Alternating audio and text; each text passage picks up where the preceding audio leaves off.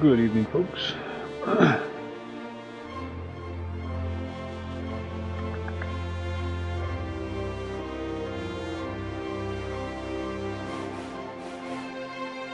We are on the Hidden Forest emulated server for Everquest tonight.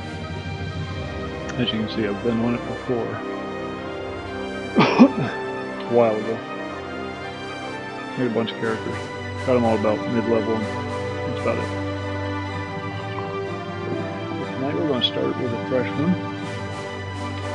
Just to show you the process.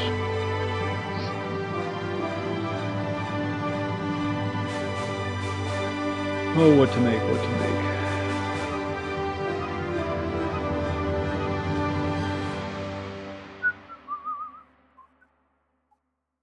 I was really hoping they had new models. I selected new models in the launcher, but I don't know. And this does give you access to all the classes, including Berserker, Beast Lord, and whatever other ones are available.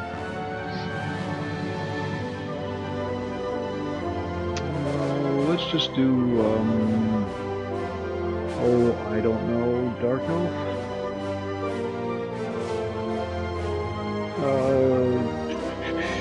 Warrior, we'll keep it simple.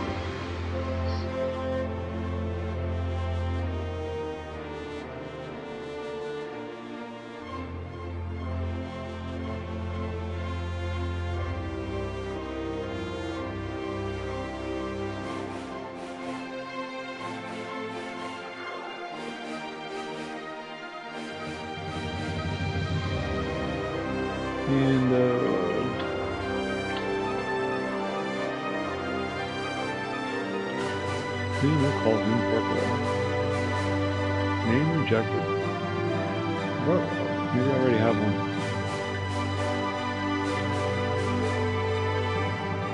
Name rejected? What the hell?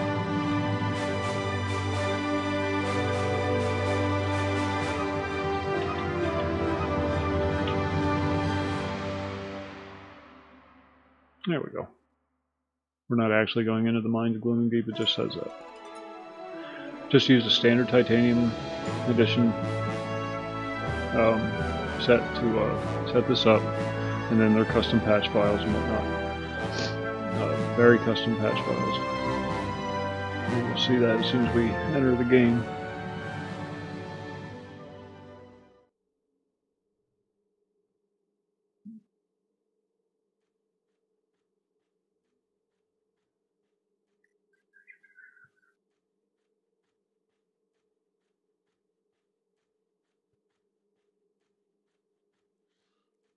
This is a very solo-friendly server.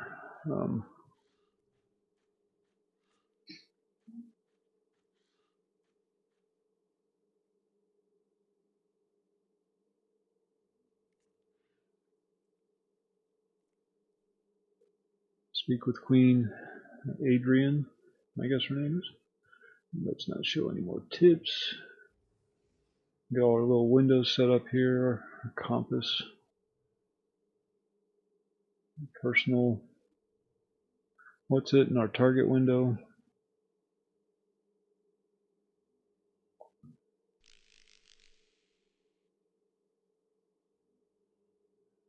Give me just a second to get everything started.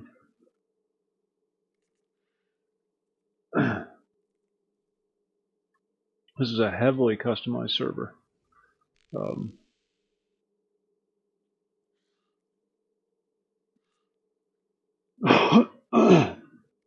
Got our combat stuff up. Melee attack we don't need because we use the tilde key.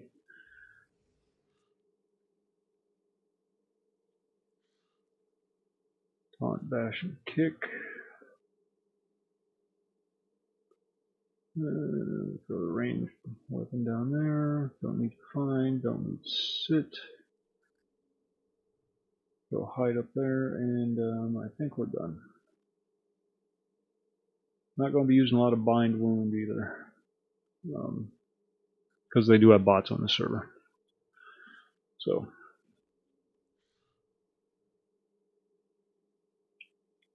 Now this is the starting zone for everybody. Whoa, very laggy. There's always a lot of people here, so it tends to be a little choppy in the starter zone. That's the queen. That's the person we have to talk to first. Yo!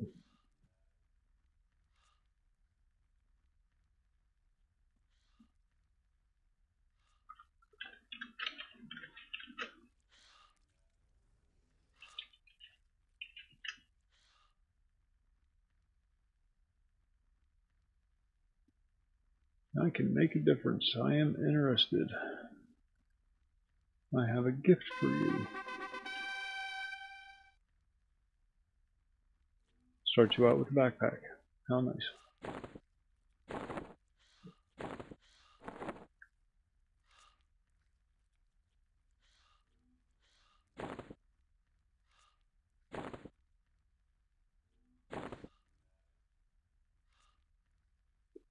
Something for our charm slot. And this is the rules for the server.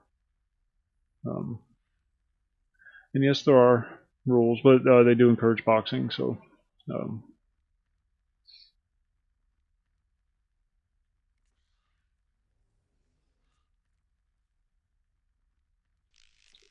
did a very good job on the server. Nice and clean.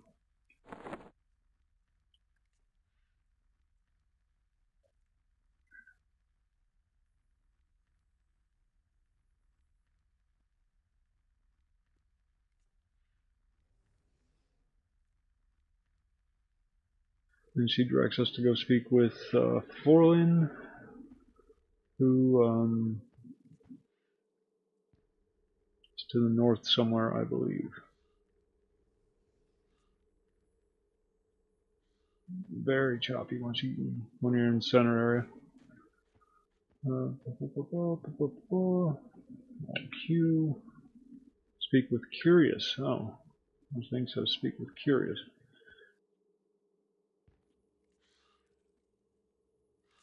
That would be Curious. Hail.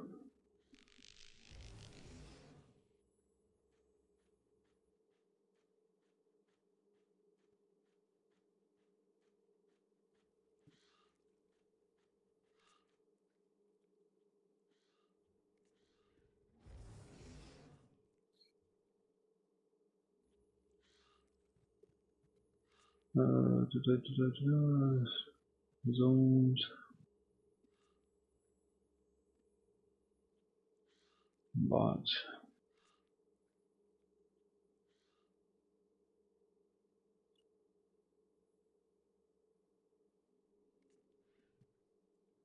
Custom spell file. Custom blah blah blah.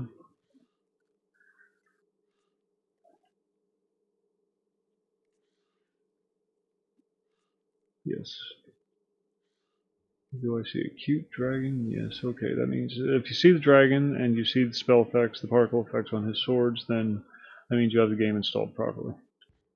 That's kind of what he's there for. Now we have to speak to the Herald of the the Diamond Crusade. Herald of the Diamond Crusade.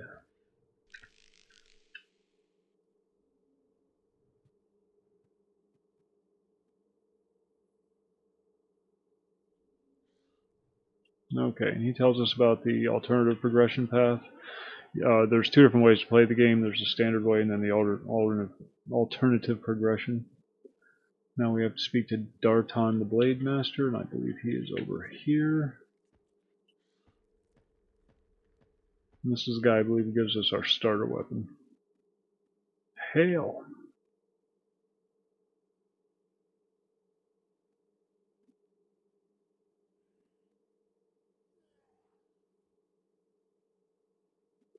Speak with Organ to learn your disciplines.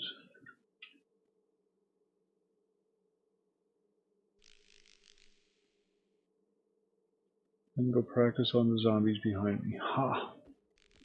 Train your useful skills too for my Dark Elf brothers and sisters. Now we have to speak to Organ, who is this guy over here.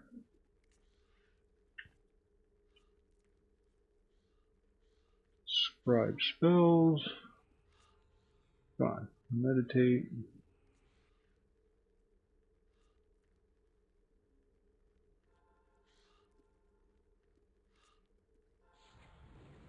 And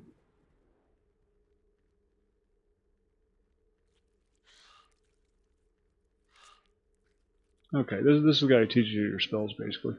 Every time you level up, you get more spells. You come back to this guy and he just gives them to you automatically. Of course, we don't start it. We start with any. We're a warrior, but we do get what's it? Alt C, discipline, throw stone, make hotkey. We do get combat abilities, which will increase as we go up in level. Now, who do we have to talk to? Chump. We have to talk to Chump. This is our soul binder. Hail. Bind my soul. And there we go. Now we have to speak to Tremo, whatever the hell that is. That's this guy over here. This guy who teaches languages. Hail. Learn. Teach. And if you're a bard, I can show you the secrets of singing ancient songs. Now we have to speak to Wimbledink.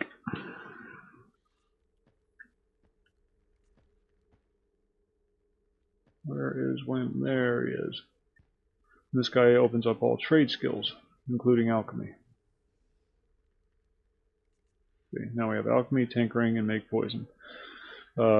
Tinkering's traditionally limited to gnomes, and make poison is limited to rogues, and alchemy is limited to shaman, but not here. Now we have to speak to Musher. I believe he's the banker. And he's way down here at the other end. Lots of mushroom people. They're good folks.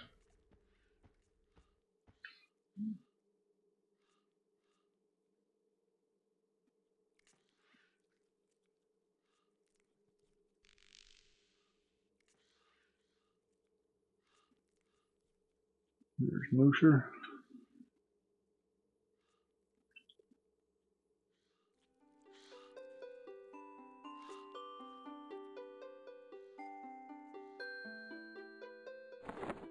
Ah, look at that. This is for my other characters.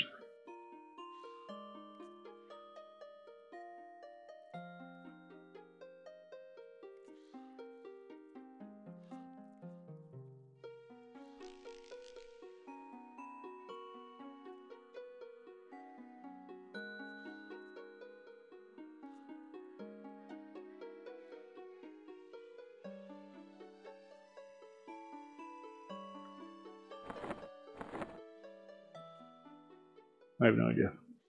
Hey, Brew, what's going on?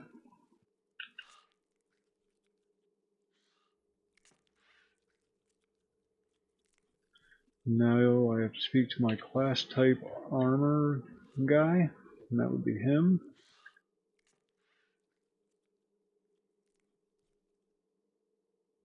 Since we're a warrior, we use plate. And this guy gives us our starting armor. Cleric, Shadow Knight, Imbrued, Bard, and Doppelite. And that's what we use on a warrior. So buy one of those, buy one of those, buy one of those, buy two of those. It's Bracer.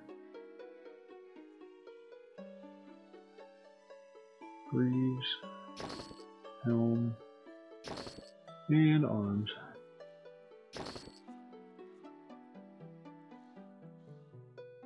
Wait, is that a warrior?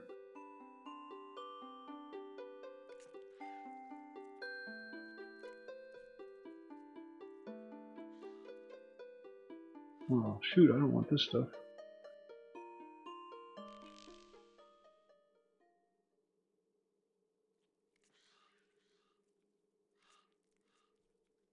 Wisdom 5, Intelligence 5? I don't understand that.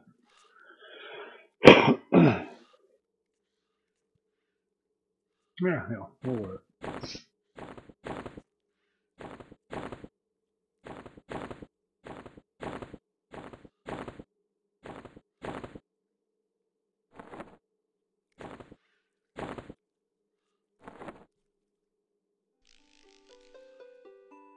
I don't know what the difference is between that and the Legionnaire stuff.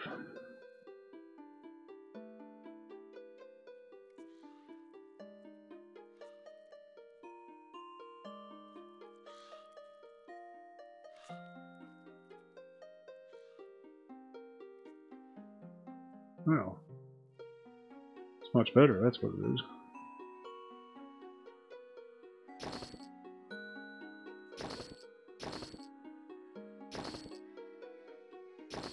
Wait, maybe it's...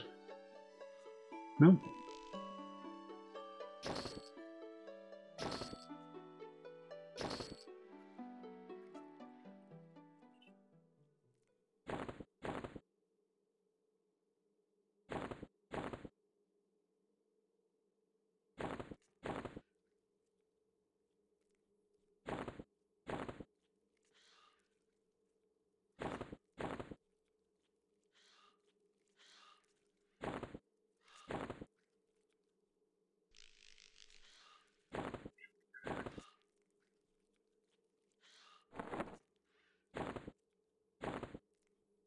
Server doesn't play around about getting you up and running quickly. There. Now I have to speak to Twinkin.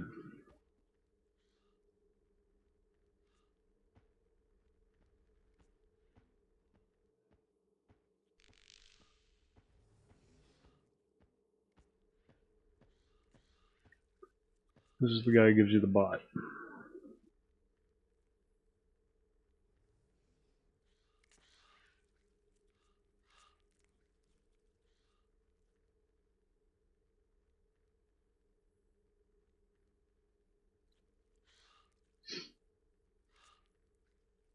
It's a little more involved than mercenaries on live servers, because you have to know commands and stuff like that.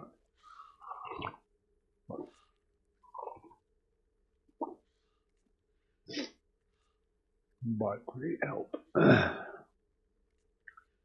So you do bot create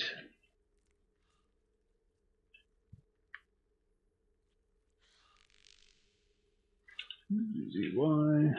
You gotta put the name.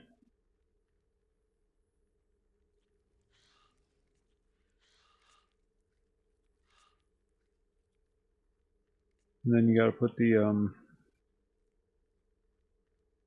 class ID, which is numbers 1 through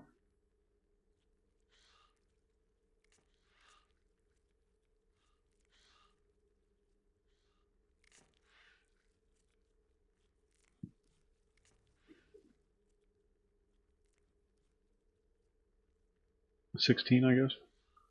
Oh, we're just gonna go for cleric,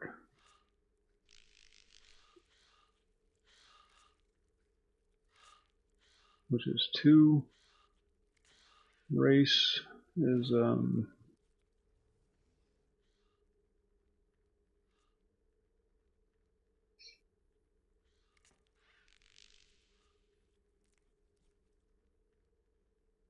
there's supposed to be a list of numbers for the race. I don't know. There's a whole bunch of different bot commands though.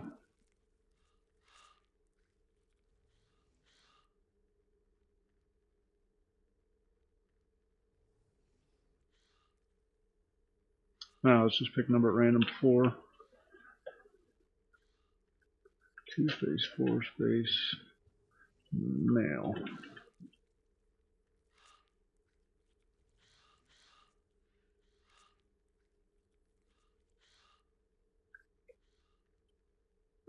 Name fuzzy's already being used.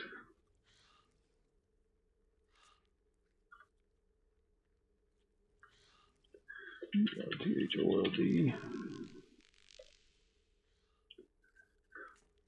Oh boy, gotta pick a name.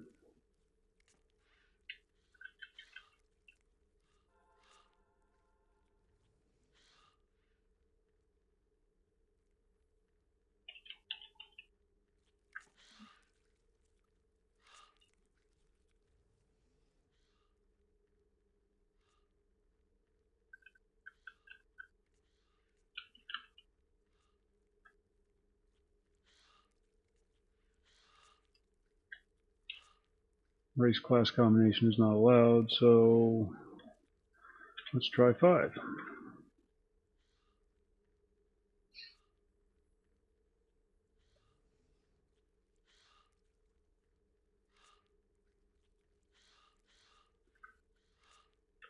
Bot, spawn, Hork. And there's our bot. A high elf cleric. You can equip your bot with armor and gear and whatnot. Actually, let's should be able to give him a set of this stuff over here. So let's go see if we can do that.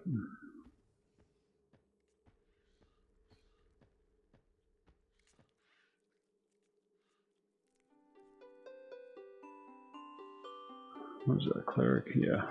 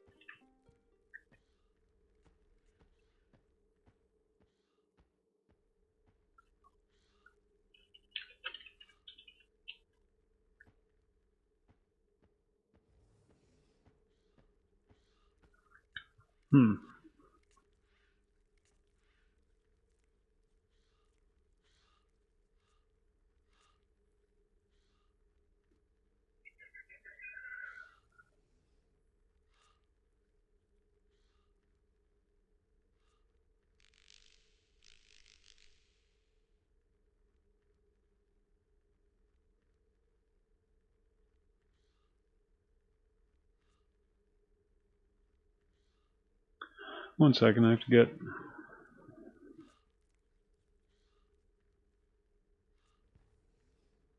the bot to actually follow me. Because he's a jerk.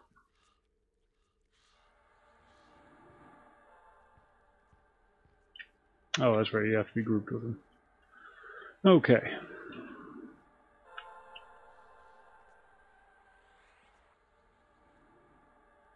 I don't know if you... yeah, okay, that's what I thought.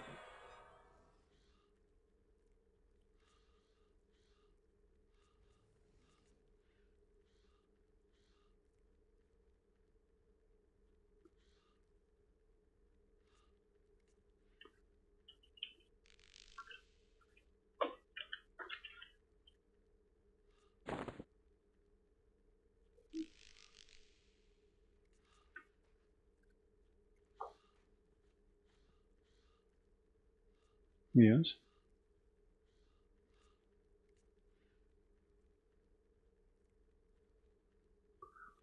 Oh, thank you.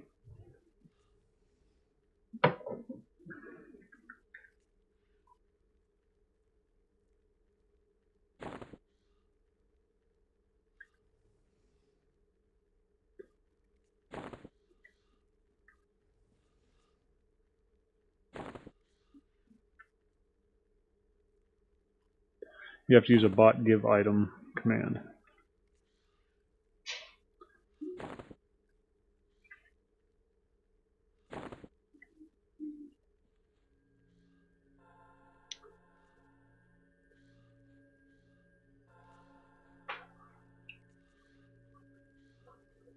Now he's all geared up.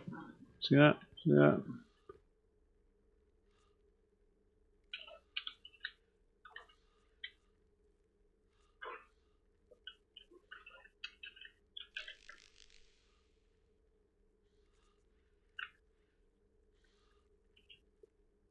Let's show helms. Display. Show my helm. And the bot will automatically buff you and heal you as needed. Now what's next on our list? Sunni the High Priest. That's this Yahoo over here. This is the buff bot. You can get buffs, you can get heals, and you can get cures, like if you're diseased or poisoned or whatnot. And the higher level you are, the better your buffs get. Now we have to speak with Trix.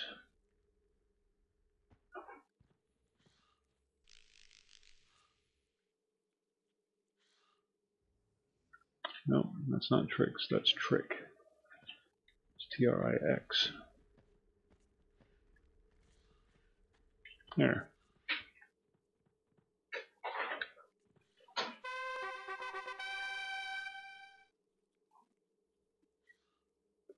Then you get to choose between Unrest, Crushbone, and Palotto Caverns. Those are the first 3 zones that you do your adventuring in.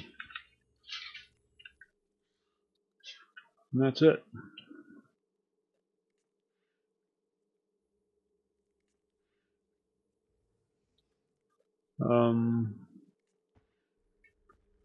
There's some other things, like this guy. Will give you your Epic 1.0 and Armor Quest.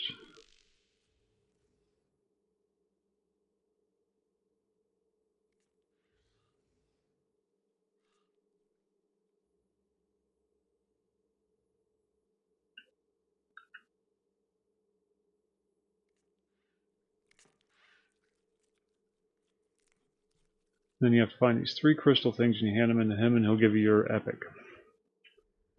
And you can do that right there in Crushbone. Or Unrest or whatever. We're going to go to Unrest first. Do them in order. Actually, I should have grabbed a weapon out of the bag.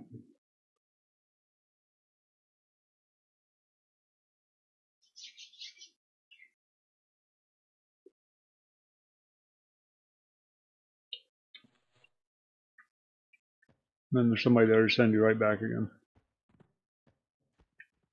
When you get there, there's a guy who will give you quests.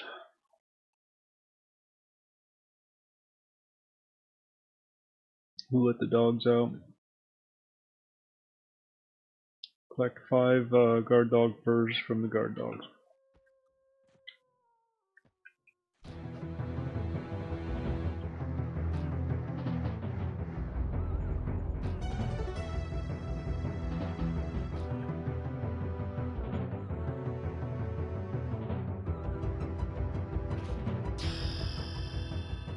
Being level 2.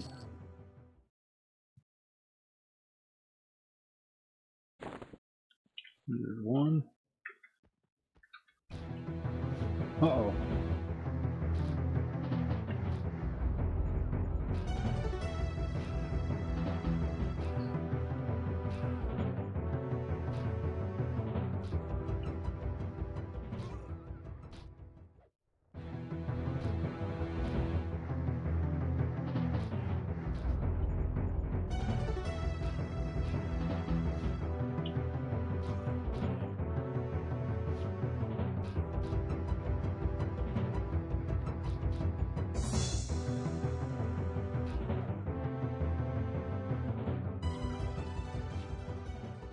Oh, he was hiding. How about that?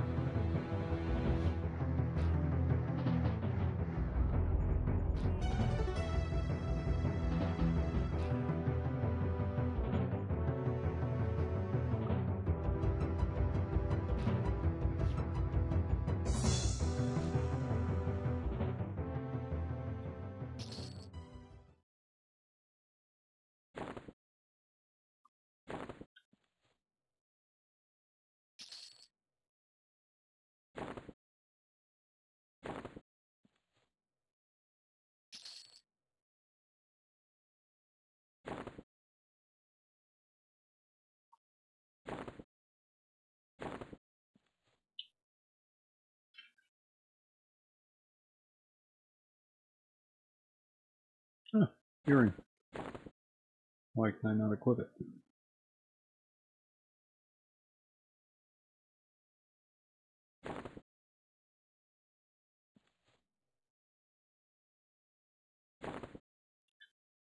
Because it required attunement, that's why. And we'll kill this one for the 5th.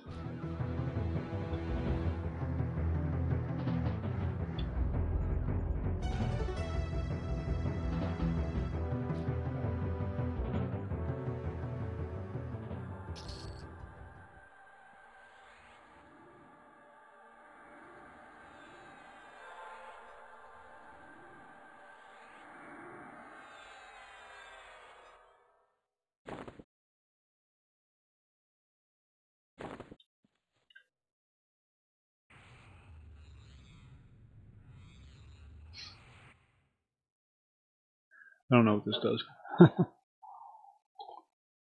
Focuses mana into Shisar Fangs.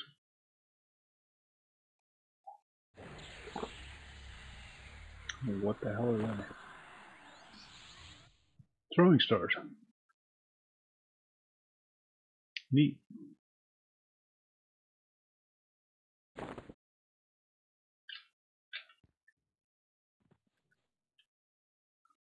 Can you get them to him stacked? No.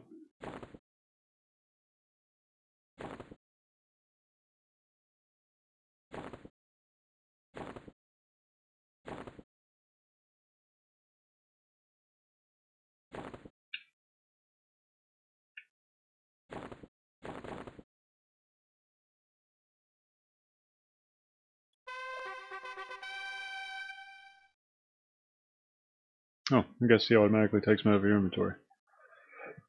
I'm ready for something a little more challenging. Now we have to speak to Groundskeeper Dilly.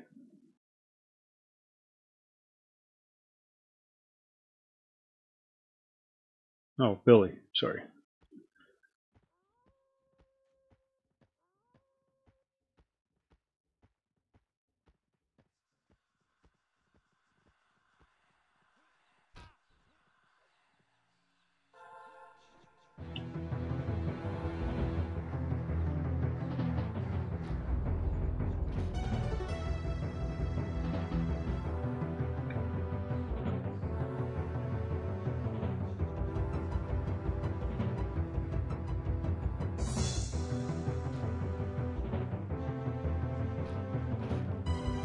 Oh, that might have been a mistake.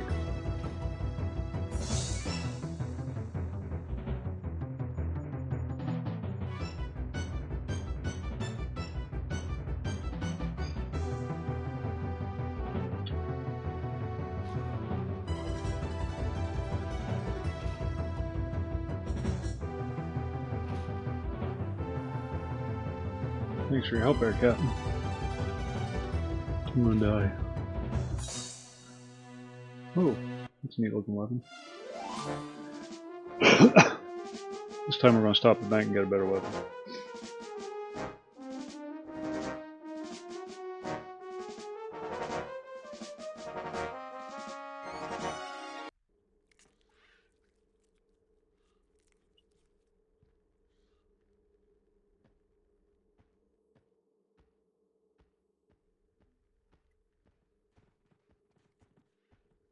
Now there's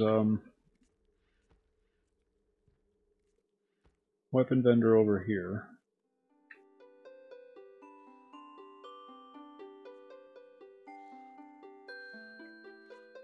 Who has slightly better than your standard starting short sword.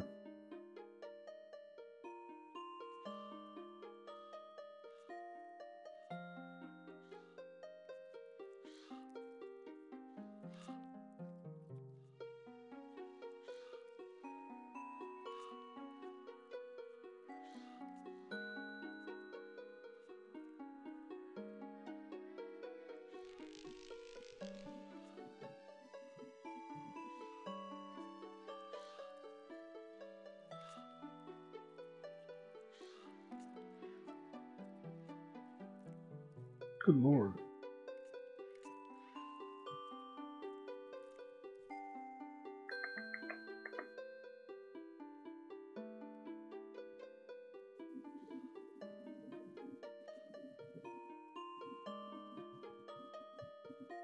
Now let's grab one of those.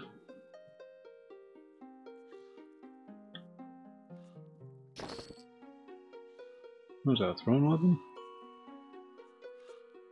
No.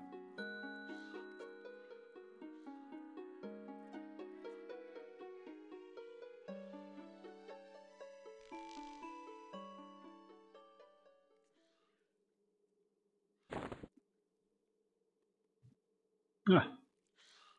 Can't do anything with it. Alright. What do you got over here? Here's your backpacks, your bag of Tinkers. Remember those from P99, very popular little gadgets.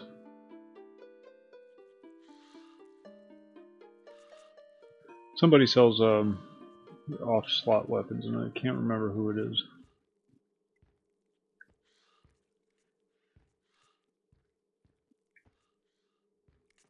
That's your potion vendor.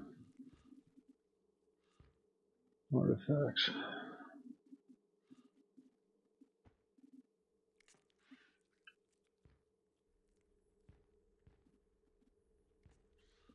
No, I can't remember.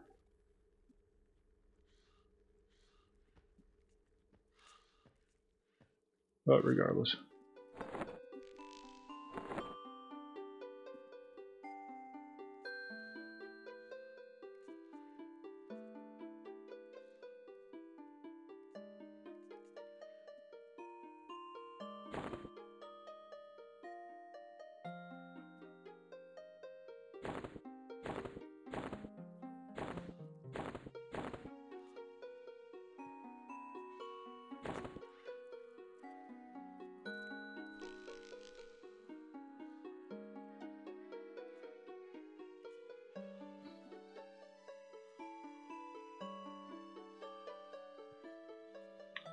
Ah.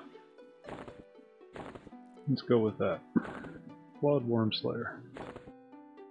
No shields though, huh? These are used for trade skill things. I don't remember what.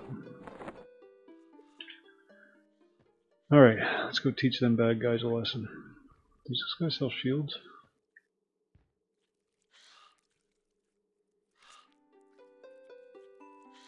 No shields, just armor.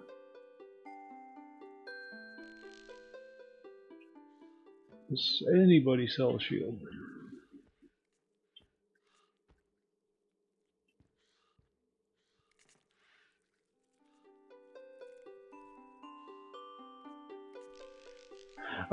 Later on, there's better things to get later on.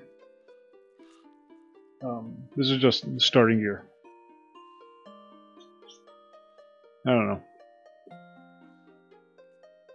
Well, you can equip your bots also. Need a shield. It doesn't all make sense. Alright, we'll get one of those. That's a shield.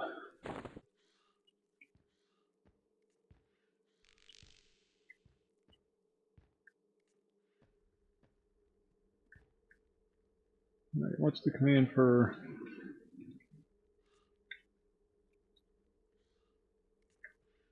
There he is.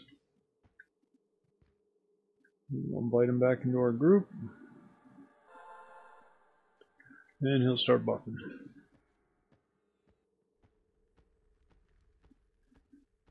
Then we'll try that again. Buff me, woman. And this time we won't go through the hedge maze. We'll go around it.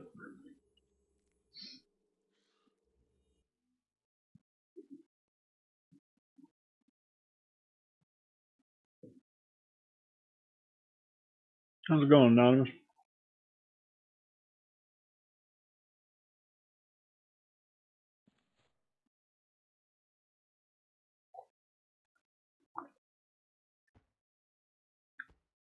There's my poor body.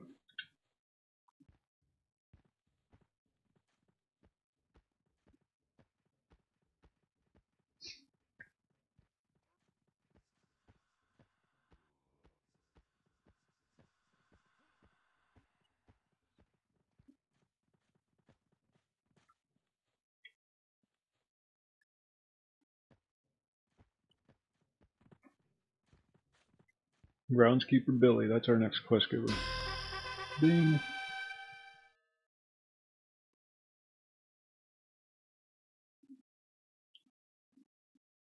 We have to kill 7 bugs. So let's get to it.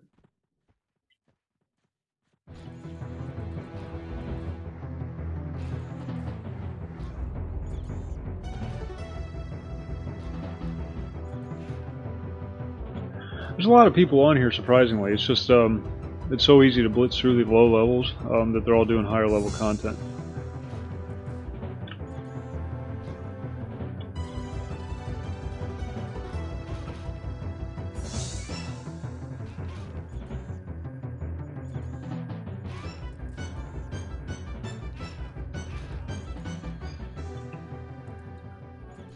This isn't even the craziest one. It's just the next step.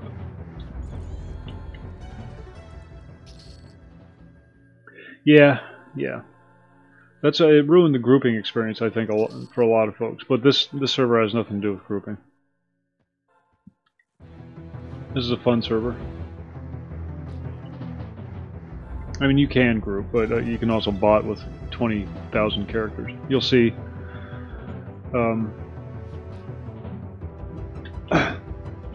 Back in the main hub, you'll see people running around with like 10 characters in tow, spamming everything with all the buffs and whatnot.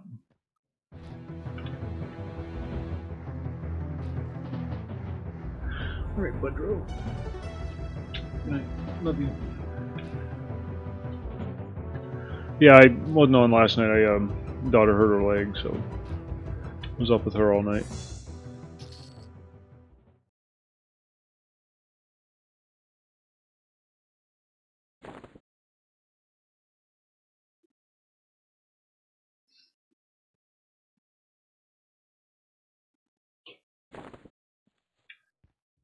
Those were used for something. I forget what.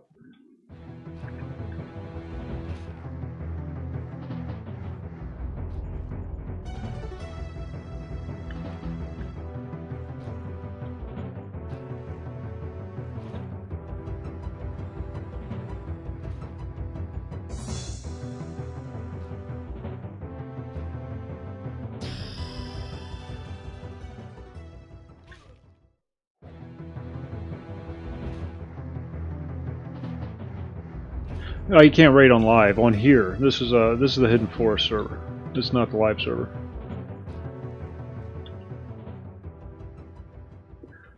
More or less aimed towards soloing.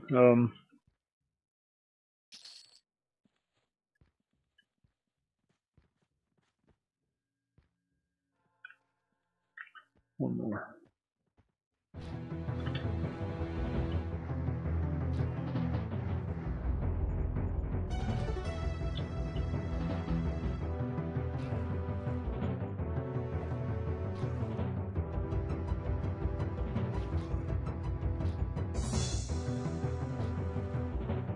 You can do a lot on live without grouping, but you can't quite raid yet.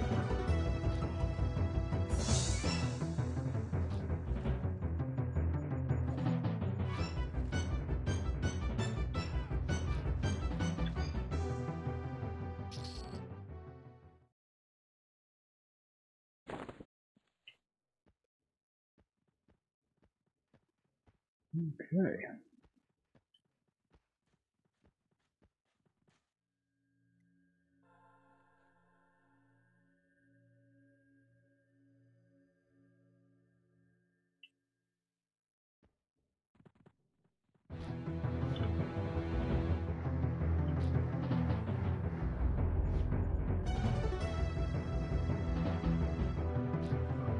Lithium, I've heard of it. Never done anything with it, but I have heard of it.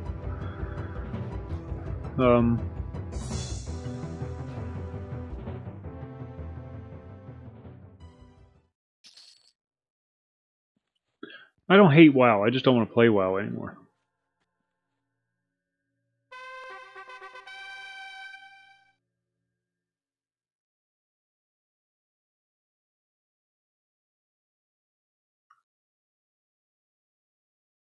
What's going on, Haven? Only have to kill spiders and will-o-wisps, the bigger ones.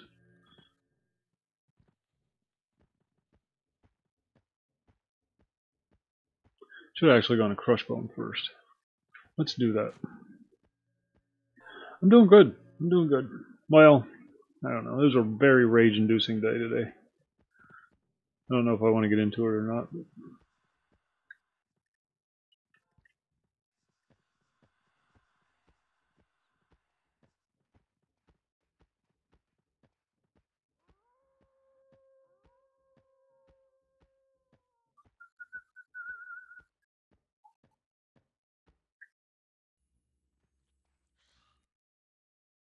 yeah. Well, yeah. Just had to take the daughter out to get her leg checked today, and it was maddening. I haven't dealt with healthcare in a while, and boy, has it changed.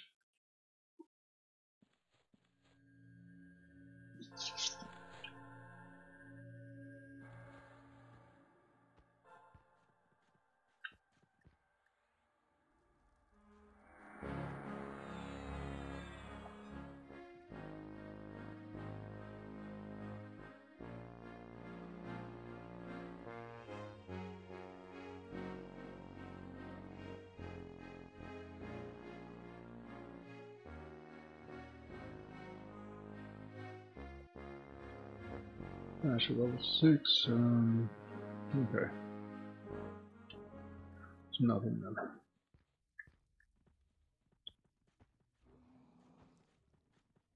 These are training dummies.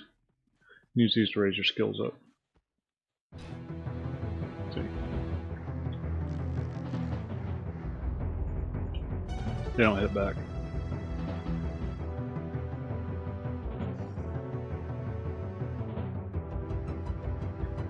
Just a good way to max out your skills.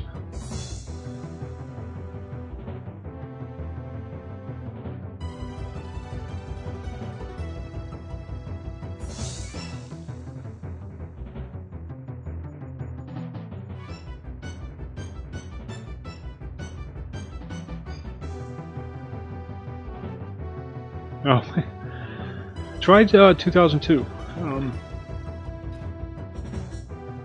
It's a nice middle ground. You know what I mean?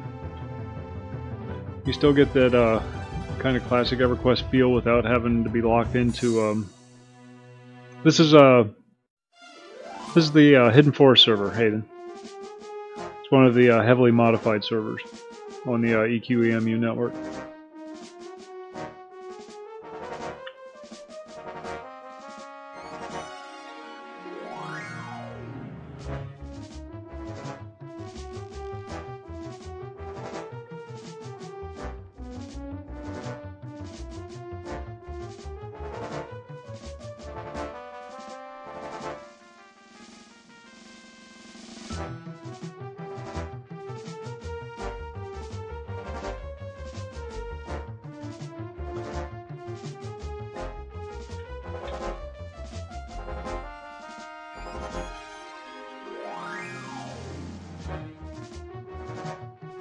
That's enough of that. Now we're going to go to Crushbone after we get buffed. Shards of Delaya, I've never played on it.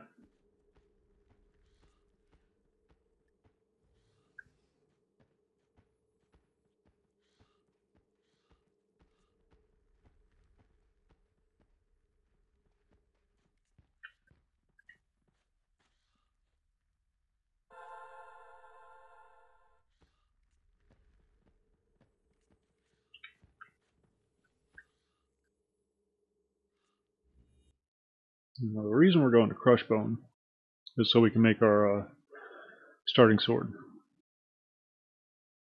Because that's where the crystals drop.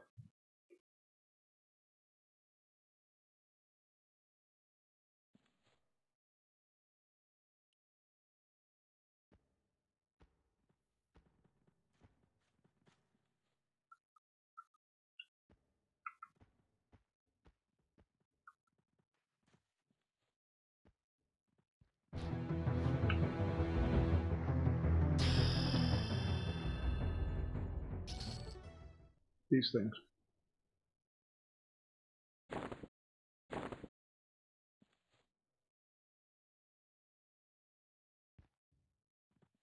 Oh, neat. No, I don't even know what it is, to tell you the truth.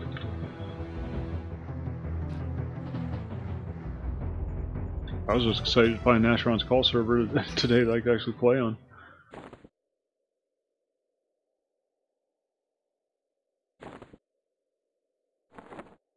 Oh, my bag's full.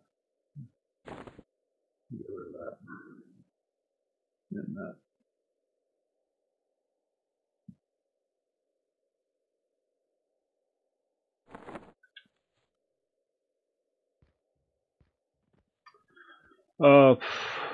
It's Fat AC, I think. I don't remember, to tell you the truth.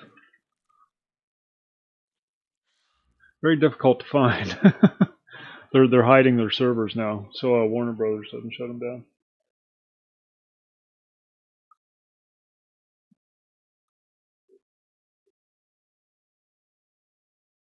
I have to go get some backpacks.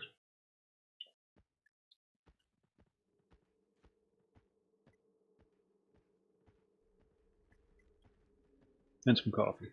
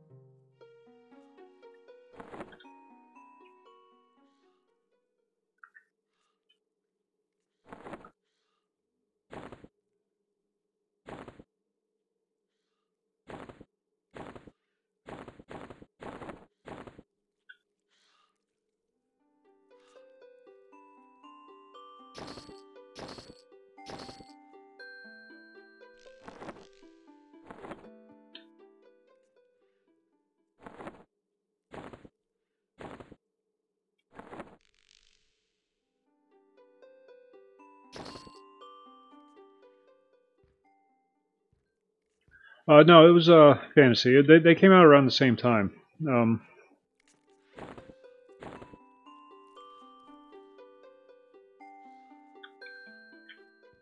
Asheron's Call beat it to the punch by a little bit. Or EverQuest was first out of the gate, and then Asheron's Call came a few months behind. And if it wasn't for that, we'd probably all be playing Asheron's Call today instead of EverQuest.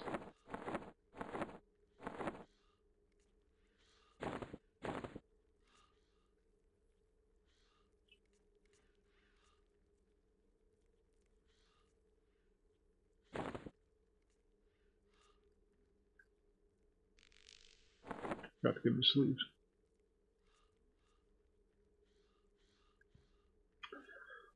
Fairly easy to connect to if you can find the damn thing.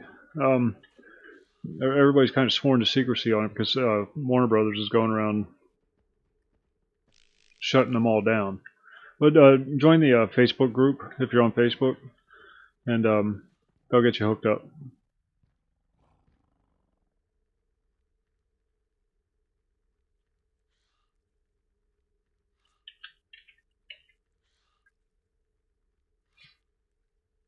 And I'm going to grab a coffee. I'll be right back.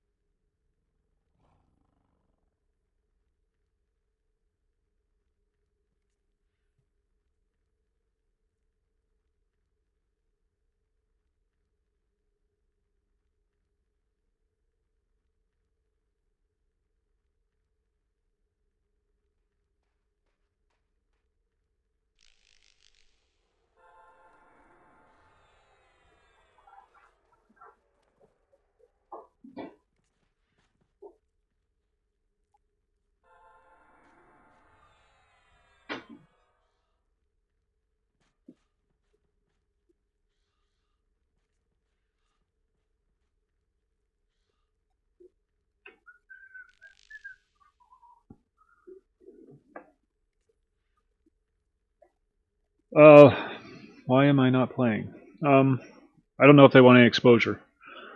I kind of got to respect their server rules.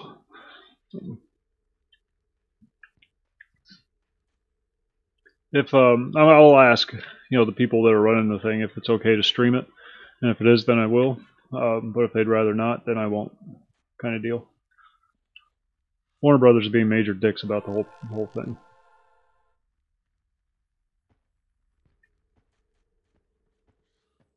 All right, let's head back to Crushbone.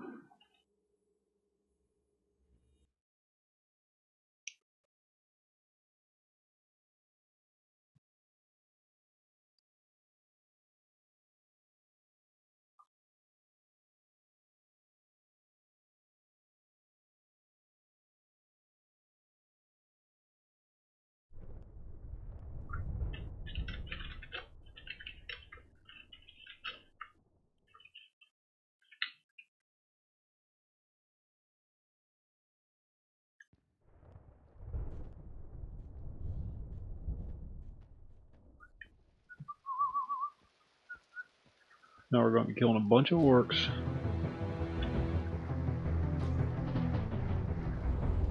Until we get our 3 crystals. And then once we get our 3 crystals, we're going to go back and get our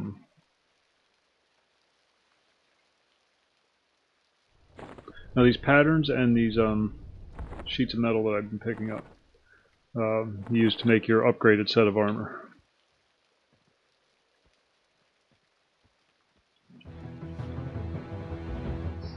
That's why I'm collecting those. But they also drop these crystals that you need to make your upgraded weapon.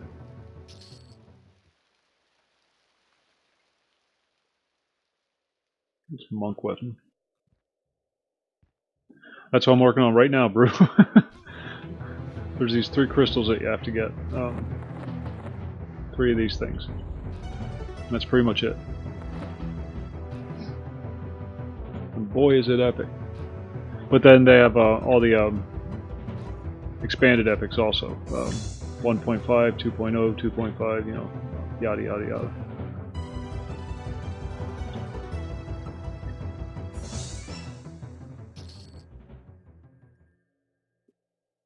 I'll get those just to sell them.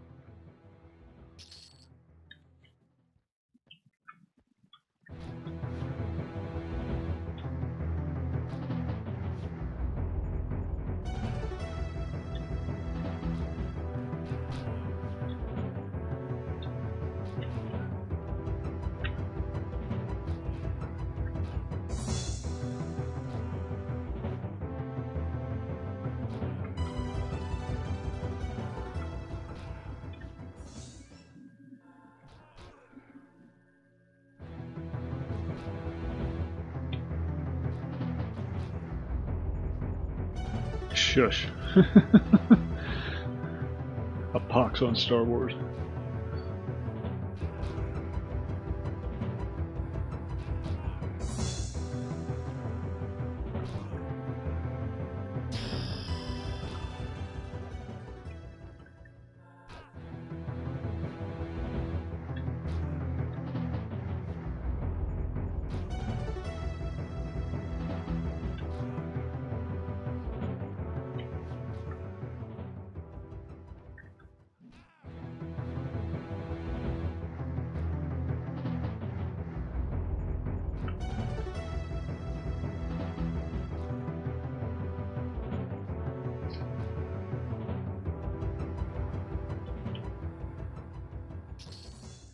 There's 2.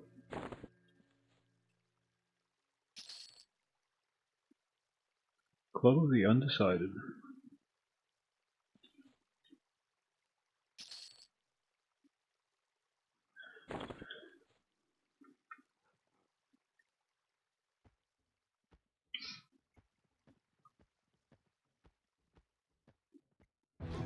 A lot of unique weapons and armor on the server.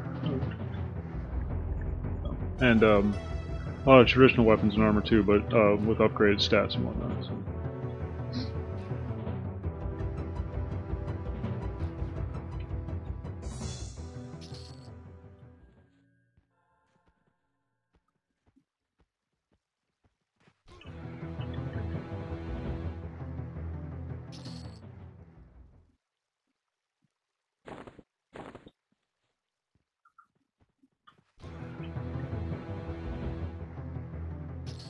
There's our third crystal.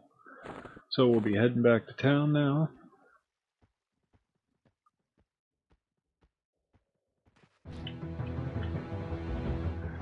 And then we're going to kick it into high gear.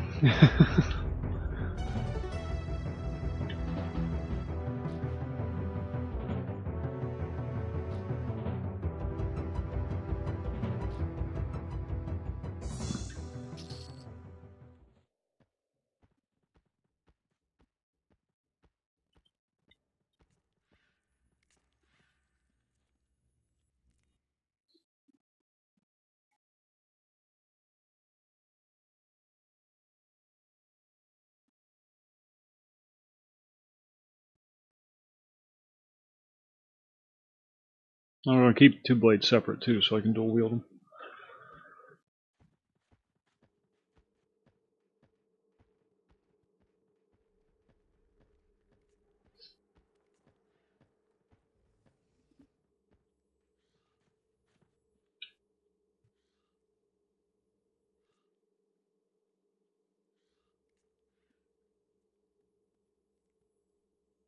Three such crystals. Okay, I just want to make sure it was three that I needed.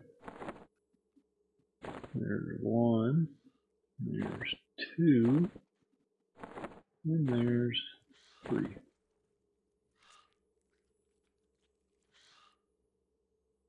What?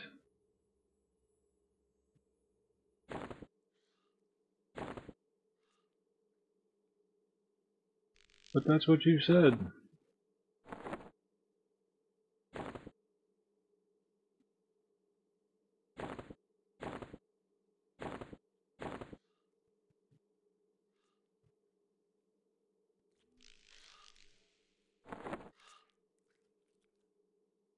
Something is amiss.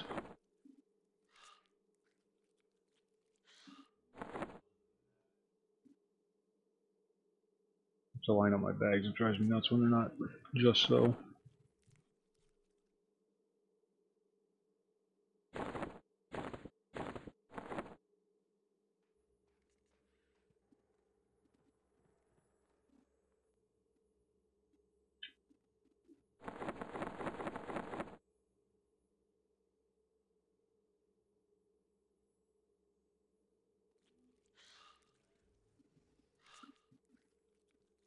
Oh, class profession emblem, sorry.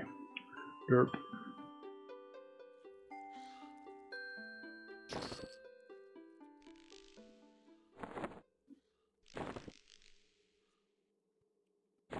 And then 1, 2, 3. And there we are.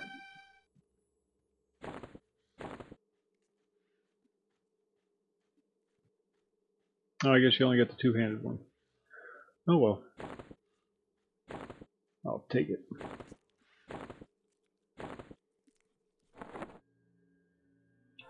There we go. Got our lightsaber. Now look at the stats on the damn thing. 36 damage, 41 delay. I guess that's about... I don't know what the regular one is, so I have no idea. Is that normal?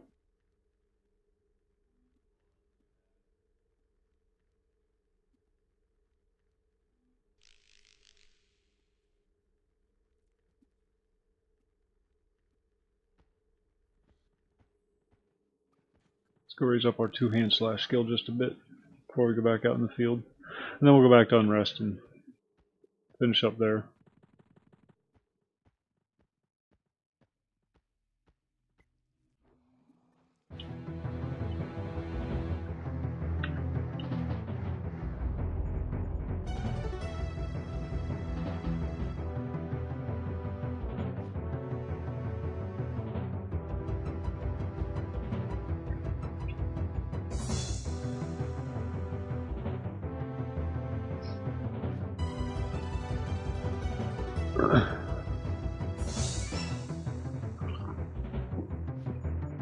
I thought they were. I thought they were a little upgraded from normal.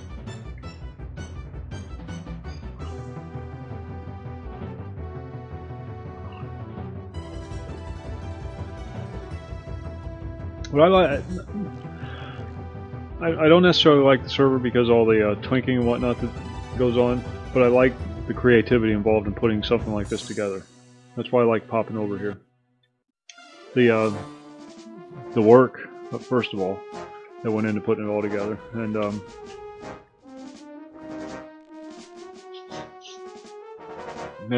just the creativity, taking the base Everquest game and making all this out of it. Pretty neat.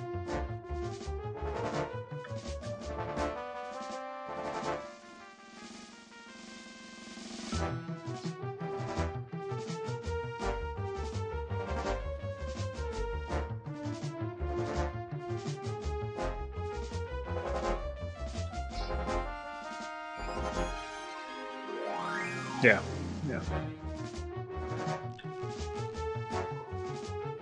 Custom armor quests, custom weapon quests, the alternate advancement thing. It's a lot of work went into this. So, you know, props.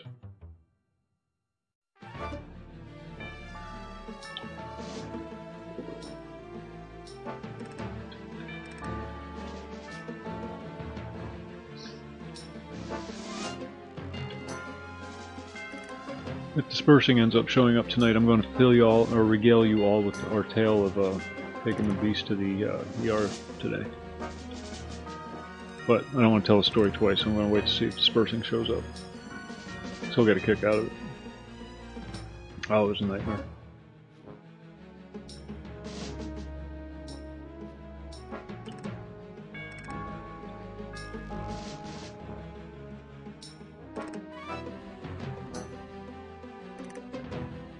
Probably after I get done doing the easy server, which is the next one I'm going to check out, I'll probably do a compilation video of everything from P99 all the way up to easy server with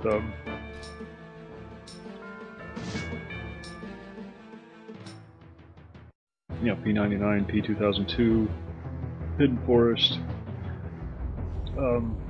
easy server, and then live, just a compilation of all the different servers.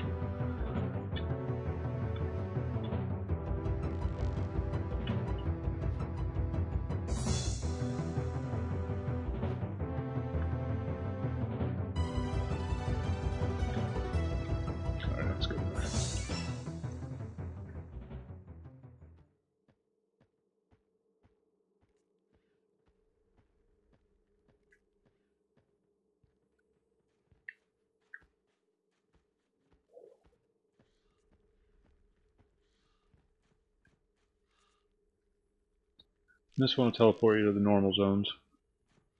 Oh shoot, we gotta visit our trainer. We got skills.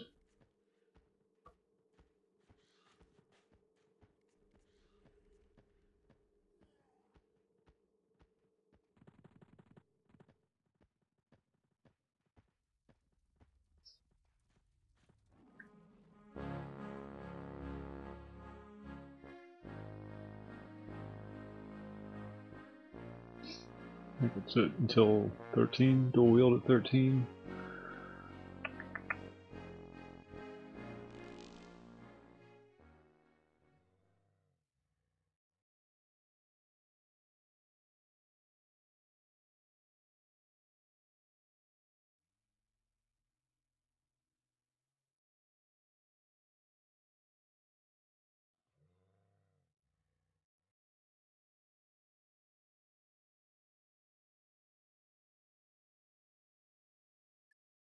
Alright.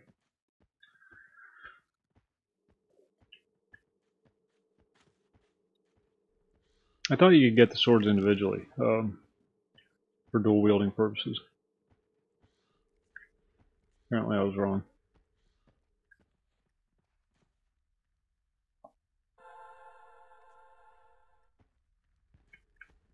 So now I'll head back over to Unrest.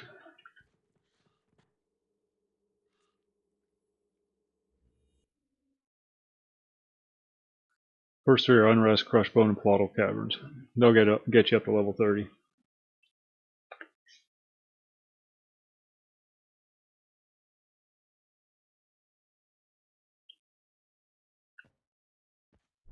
And he's our soldier.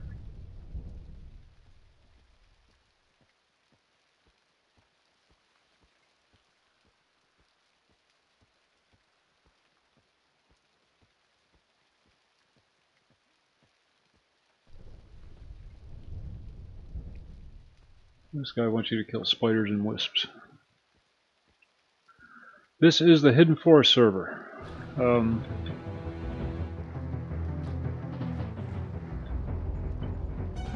Probably check it out for at least 2 nights, maybe 3. I don't know, depends on how long we can tolerate it. And then after that, we're going to check out the Easy server. Going through some of the different servers on the EQEMU network.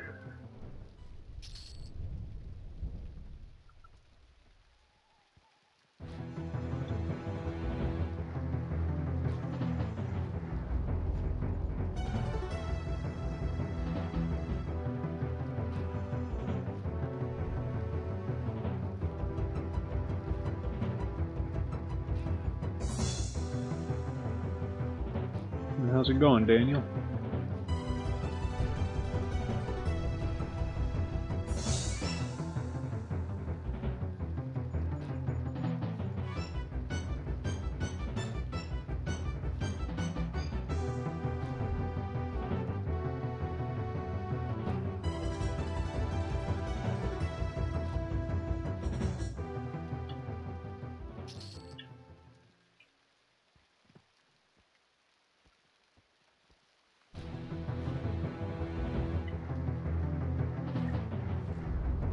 Oh, very nice.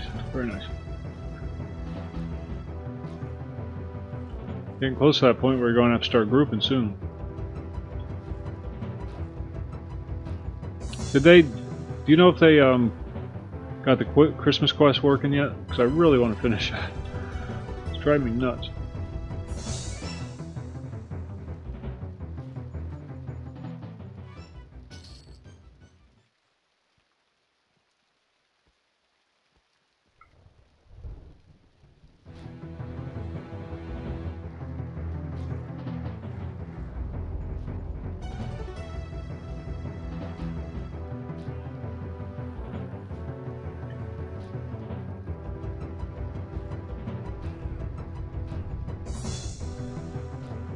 Oh, really? Well, it was bugged. That section of the quest was bugged. That's why I couldn't finish it. I just don't know if they fixed it or not.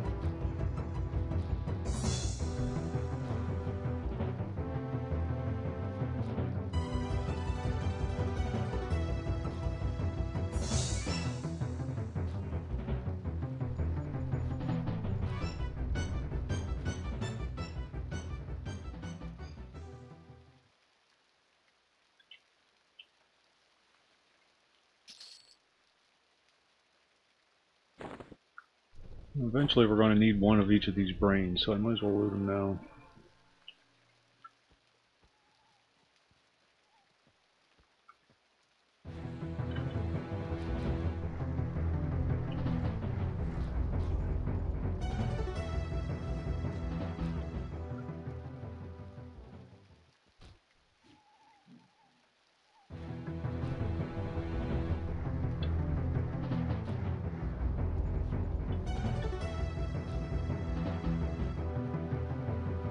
Pretty much everything in the game is worth looting.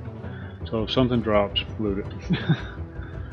It's either vendor trash or used to make your upgraded armor or something.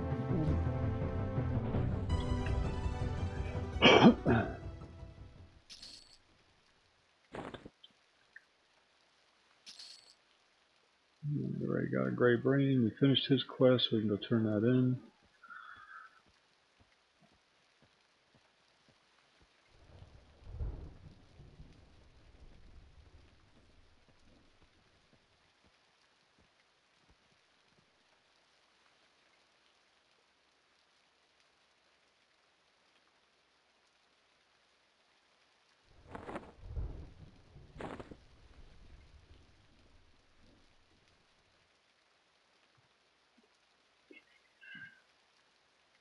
Deliver the schematics to Captain Sholix. I guess that's the guy out front, right?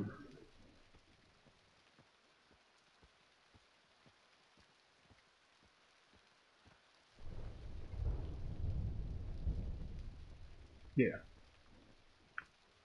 That would be him.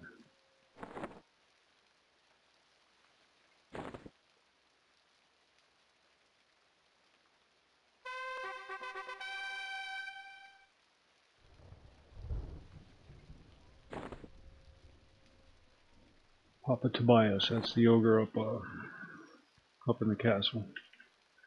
So we're going to head back to town, rebuff.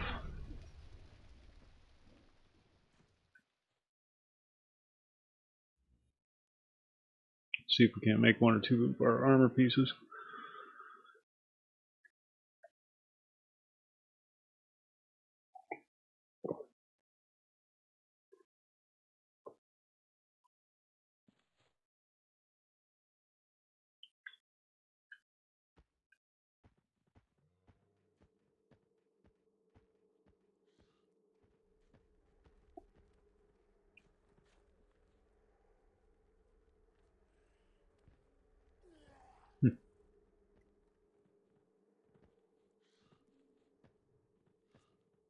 All kinds of neat stuff.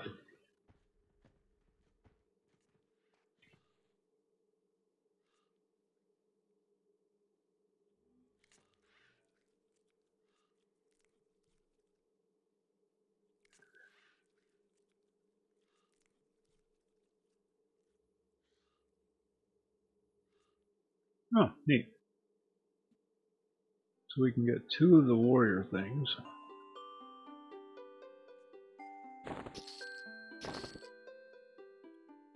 And we have the head pattern and I thought we got another one. I could have sworn we got another one.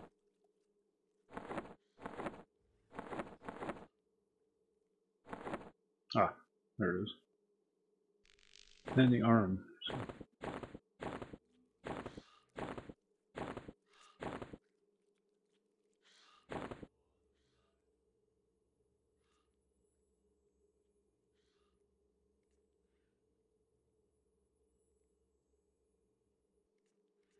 So we give this dude a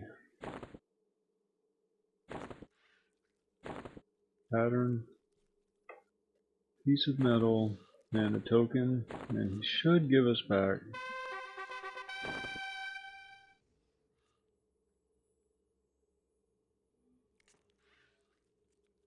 Yeah, definite upgrade. Swap that out, we can just destroy that because you can't sell it or anything. And then we'll do the same with this. For the helmet. And the token and the piece of metal.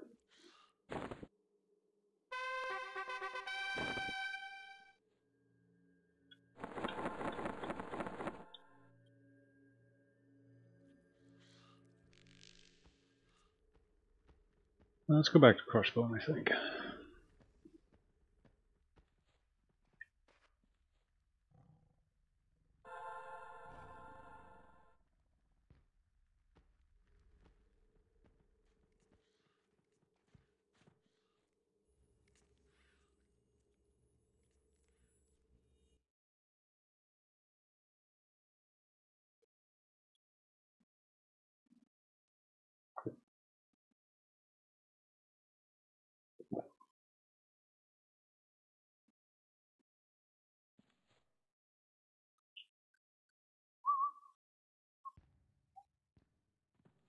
Kind of curious. See what's out there.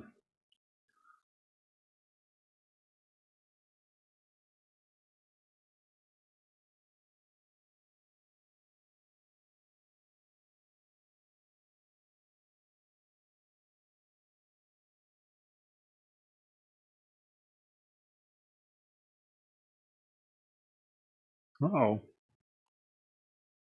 Oh, there's a Greater Fate Arc. Alright. And there are orcs.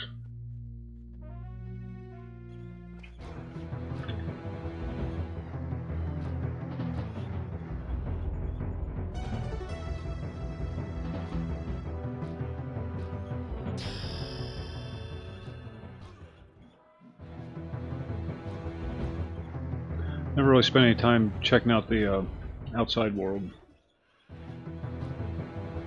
Always just went right to the dungeons.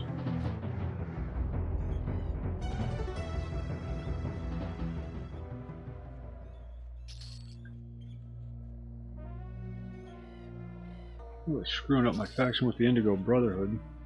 Oh, look at that. All the stuff for the newbie armor.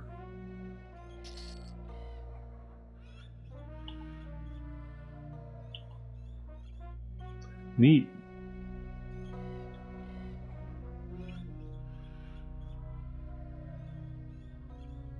So you can actually go through and do the newbie armor quests on this server.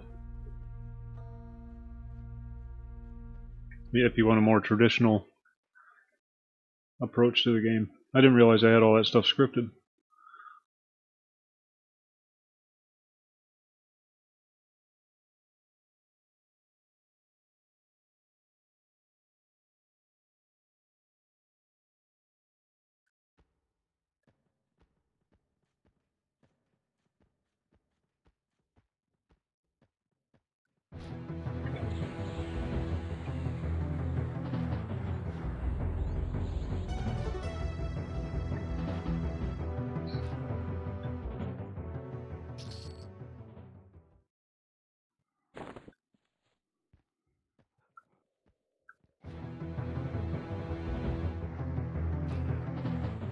Oh, yeah.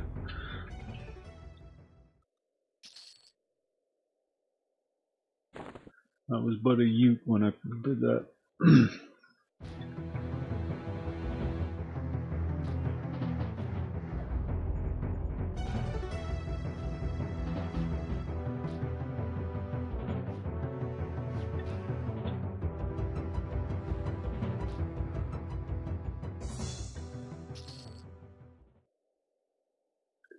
Don't need the head pattern.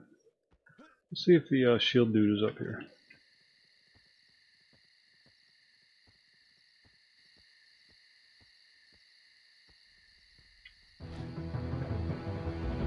No, guess not.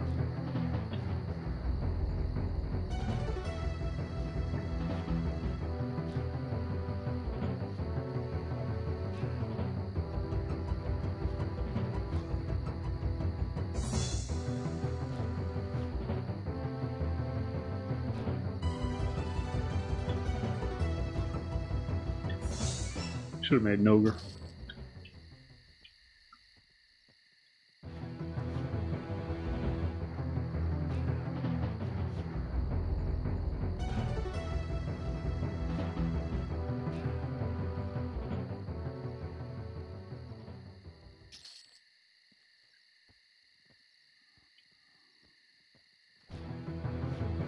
Oh, there's the trainer.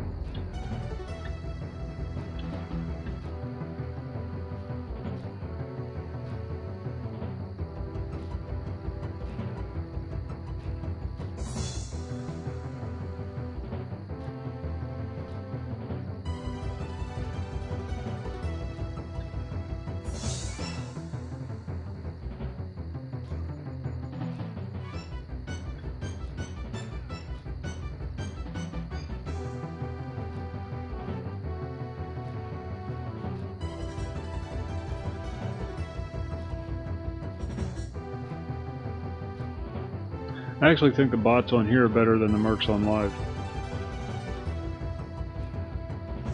Yeah, yeah.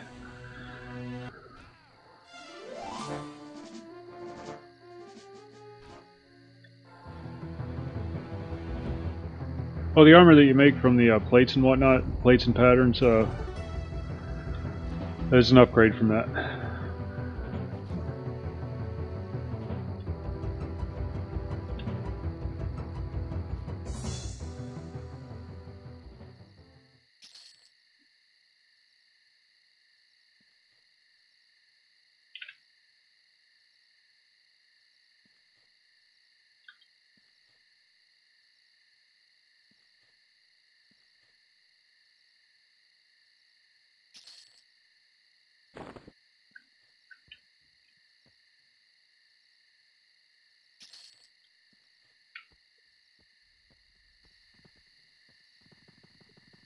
Oh, that's right, there's a goblin with the quest. Forgot about him.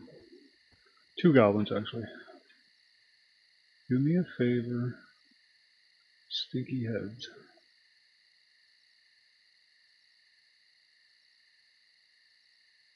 So he wants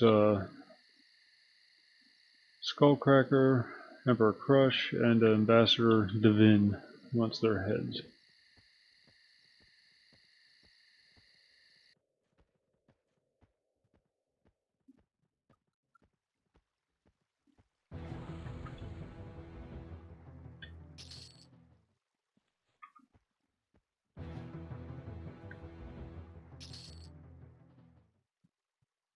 I'm gonna grab 3 more of those just in case I can get the 2 one-handed swords.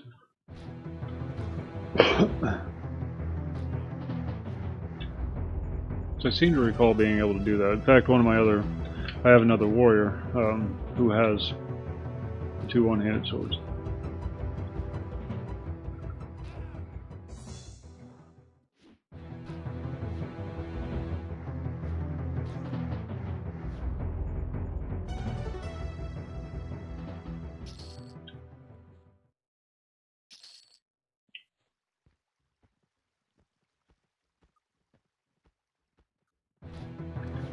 Yeah.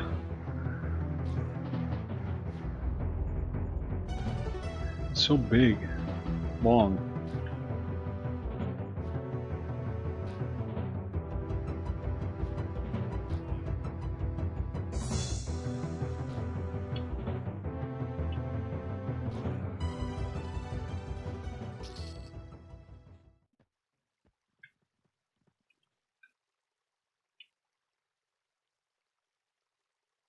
And he wants us to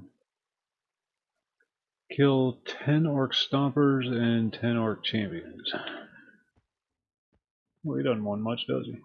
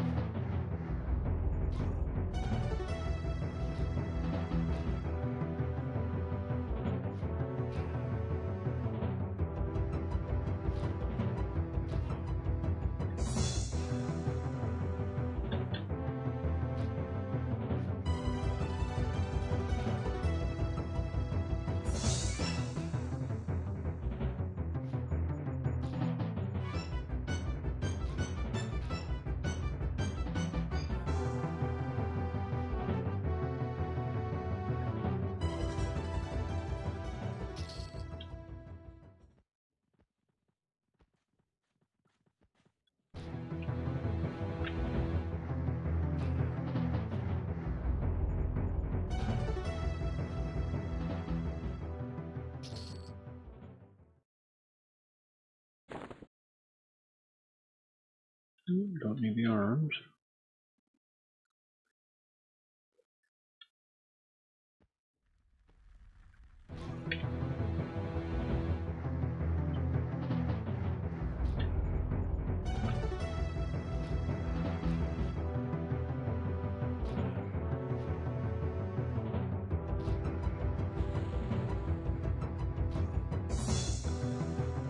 The procs belt pretty handy.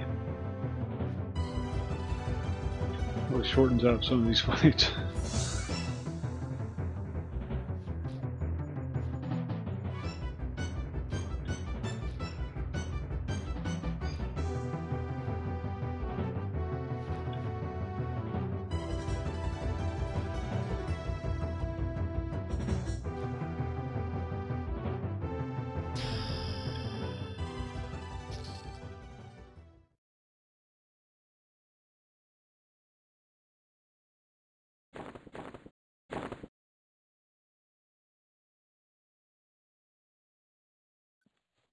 Too bad I'm not a monk. And then this guy up here has a quest for you too.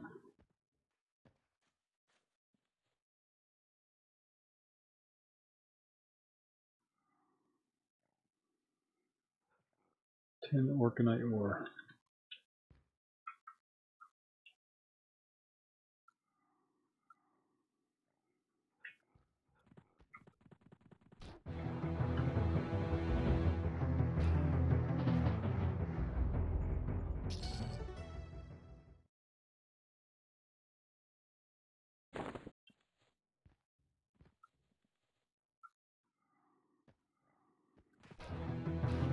Oh shit.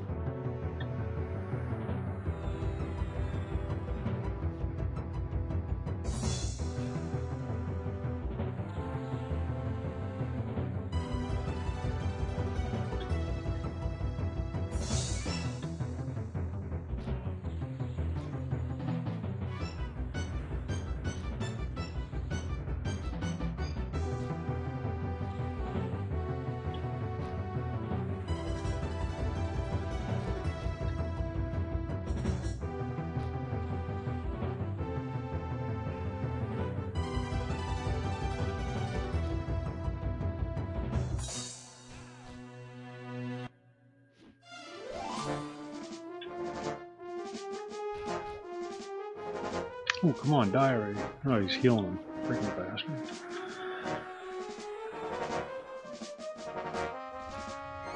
Couldn't figure out why he wasn't dying.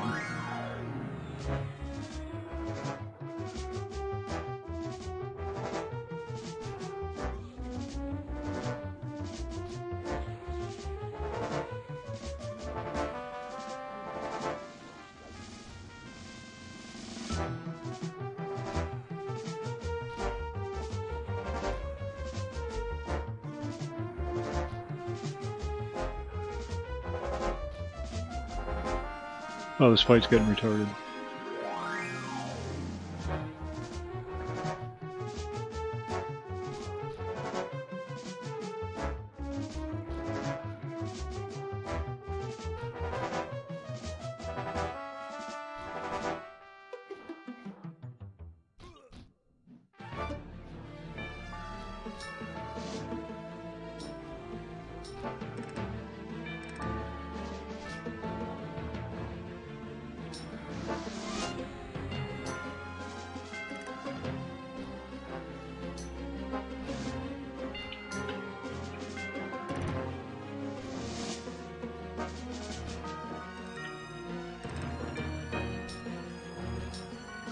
New tune, new server. This is on the Hidden Forest server. This person. Hidden Forest. Easy server will be later this week.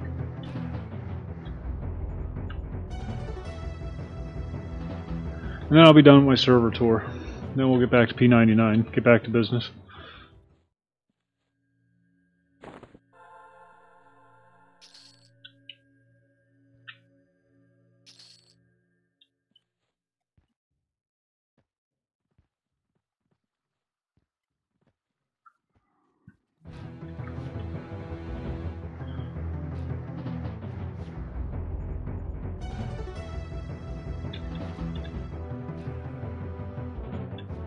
I'm sure if any of the developers from Everquest saw this work that these guys did on these servers, they kind of kicking themselves for not putting them on board.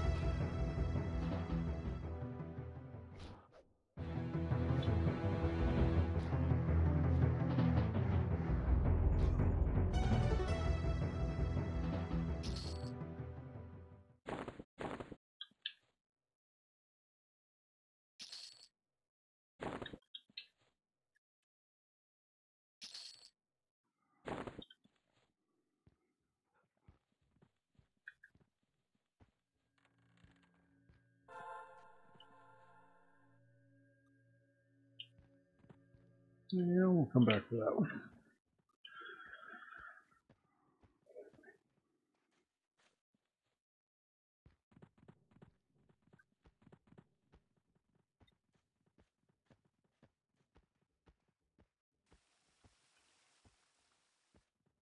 I have to go get rebuffed here shortly.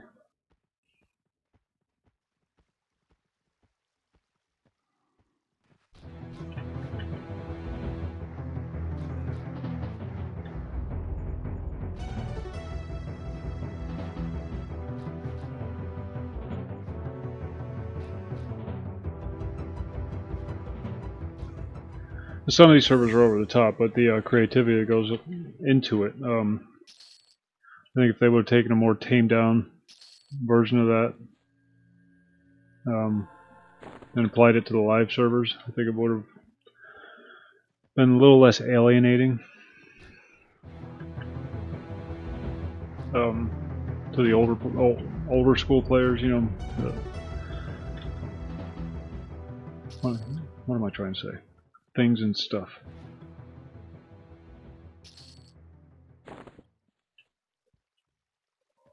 Oh, excuse me.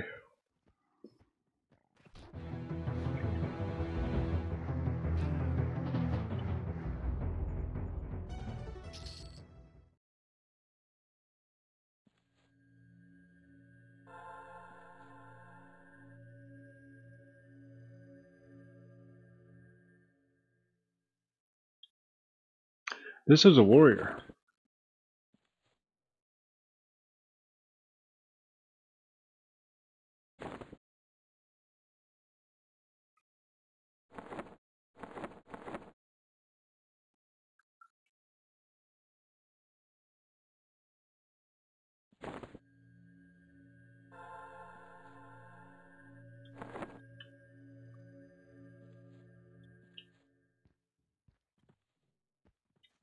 We've got Fancy Warrior Epic.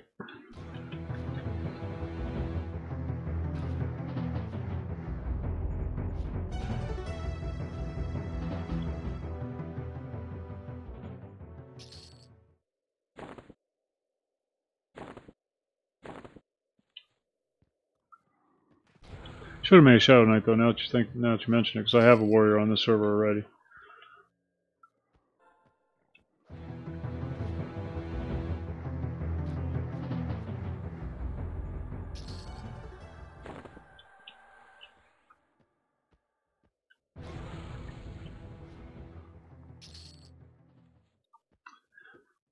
Monks are a lot of fun on this server.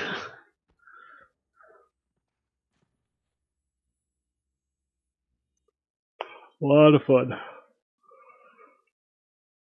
Oh, excuse me.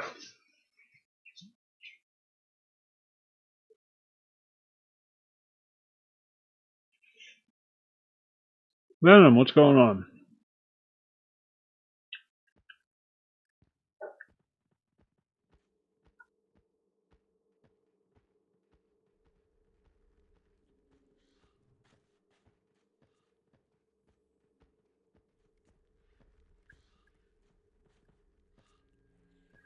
Things are well, now that the day's over.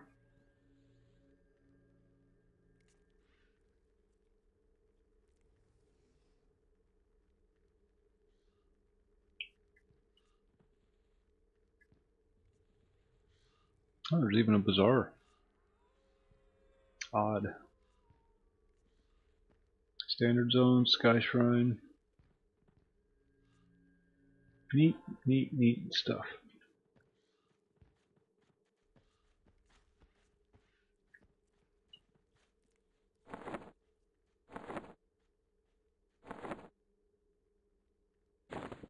Wrist pattern.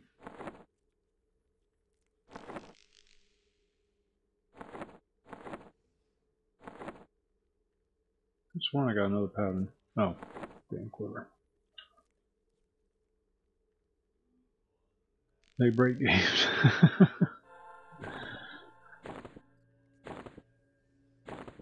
Well, I'm glad, I've said this before, I'll say it again, I'm glad Daybreak has kept the game alive. Even if they had to change it a lot, I'm glad it's still there. Even in its current form. If that's what it takes to keep the game going.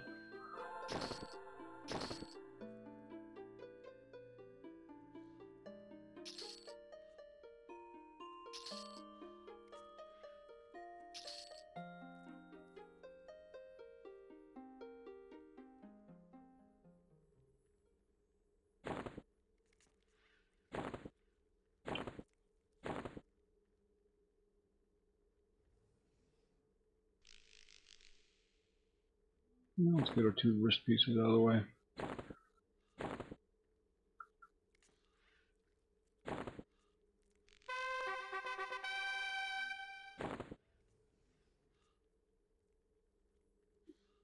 There's our starting wrist, and then here's the upgraded.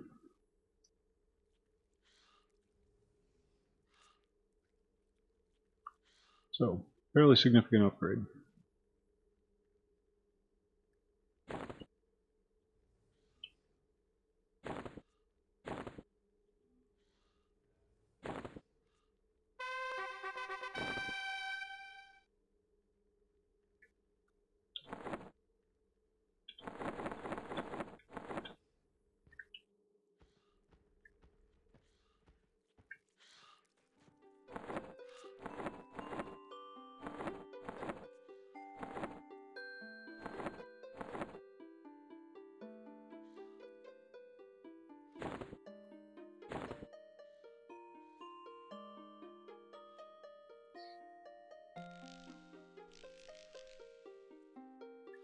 I don't know what the deal is with these sharpening stones. 3 different flavors so far.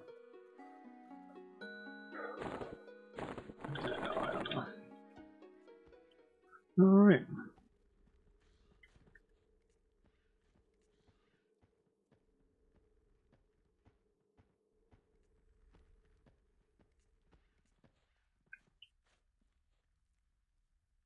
Head back to Unrest, shall we? This is Hidden Forest. The Hidden Forest emulated server. Very heavily modified, customized.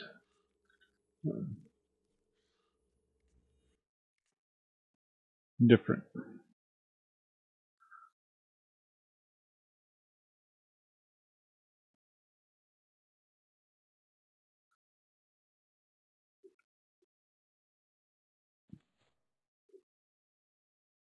Yeah, kinda is.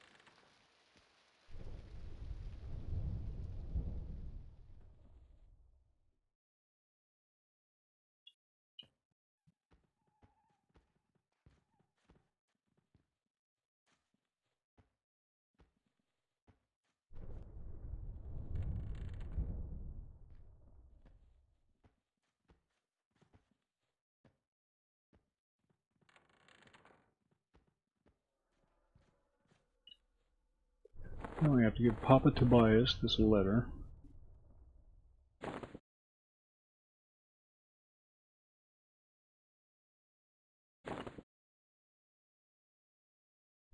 Right?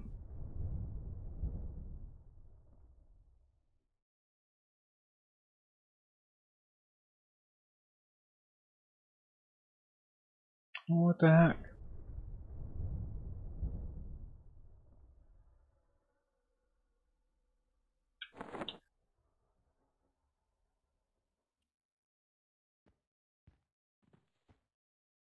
Something is amiss. Dude gave us a letter to give to the other dude.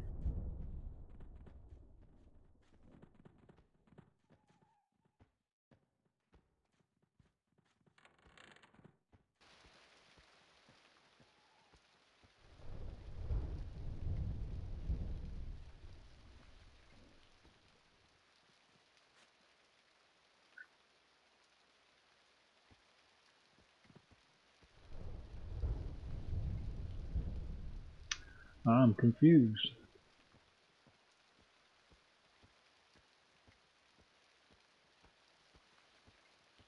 Don't tell me I have to start all over again.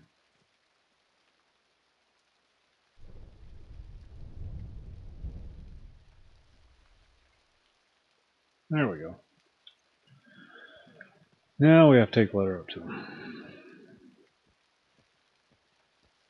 I guess if you go out of the, or if you leave the zone, it drops the quest.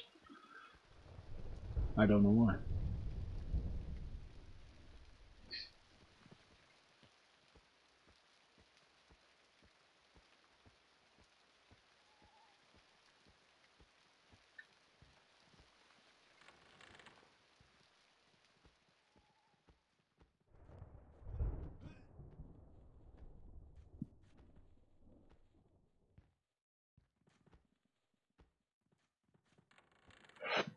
Oh, excuse me.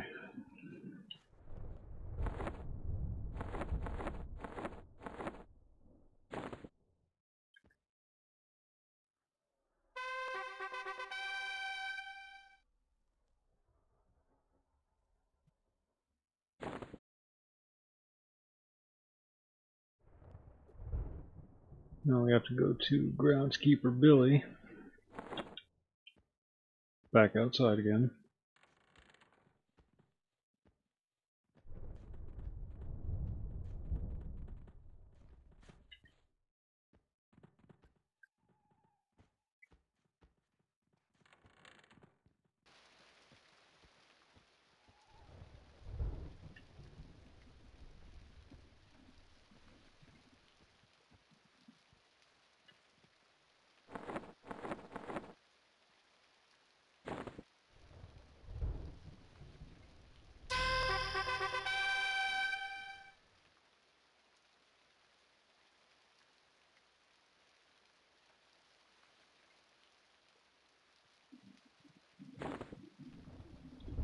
Well, shoot. Oh, this is where I gotta collect the brains.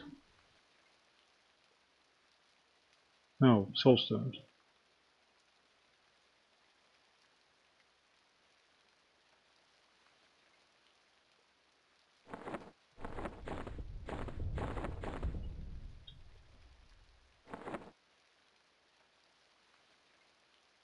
Oh, that's from these ghost dudes. Ghost dwarfs.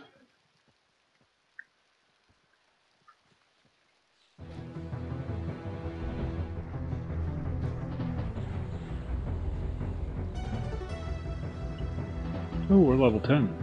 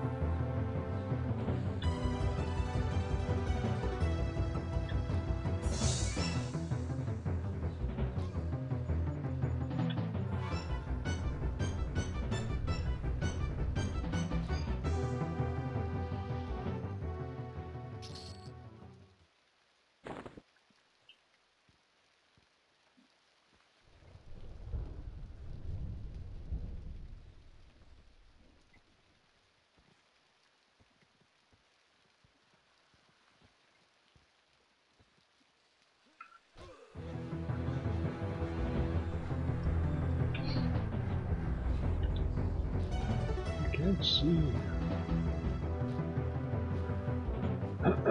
Oh, 80.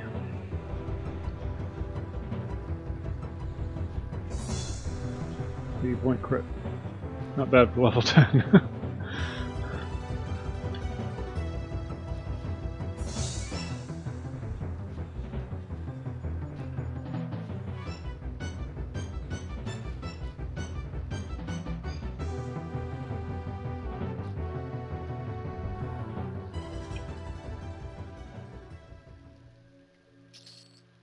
These things are supposed to drop soul stones.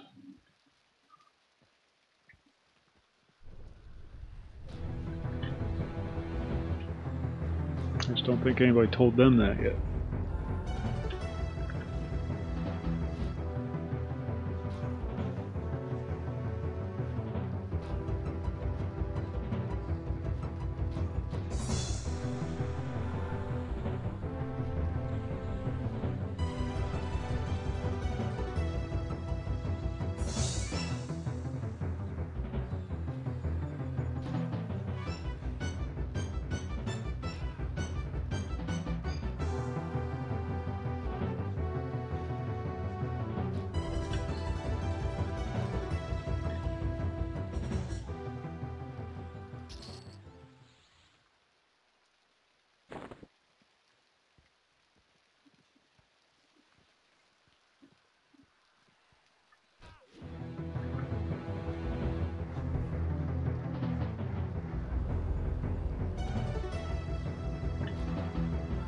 Hey Tom, what's going on?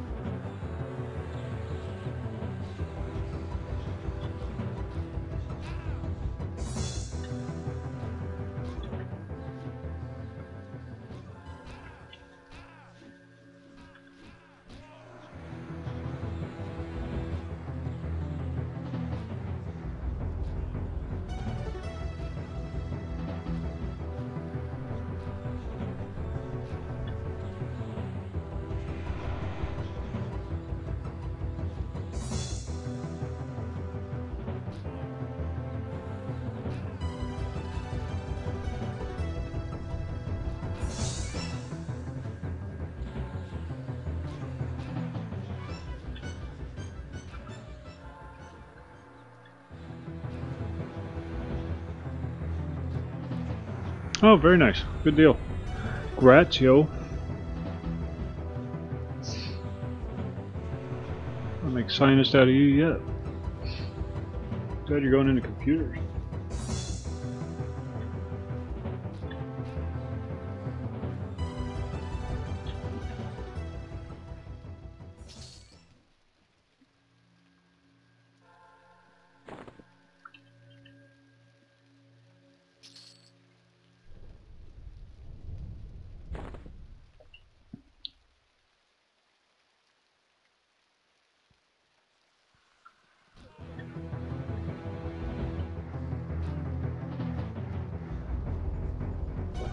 There you go.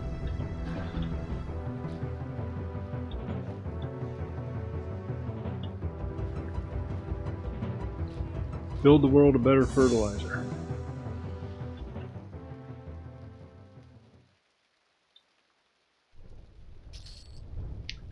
Now why aren't these things dropping soul stones?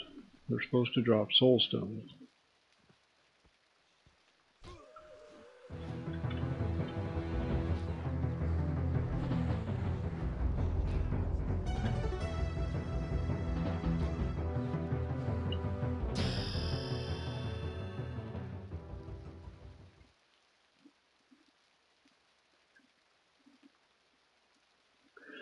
That's a good option. There's one.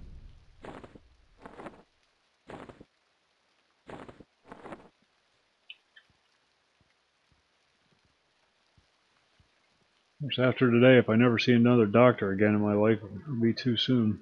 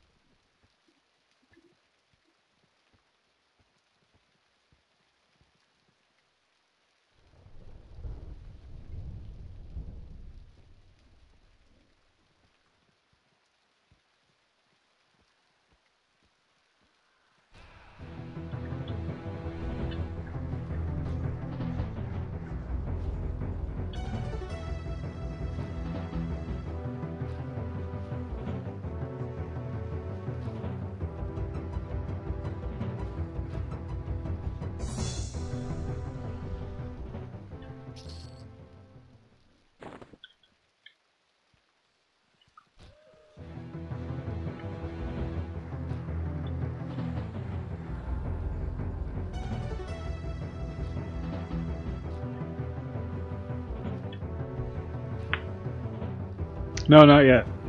Not yet. I'm saving it for the right audience.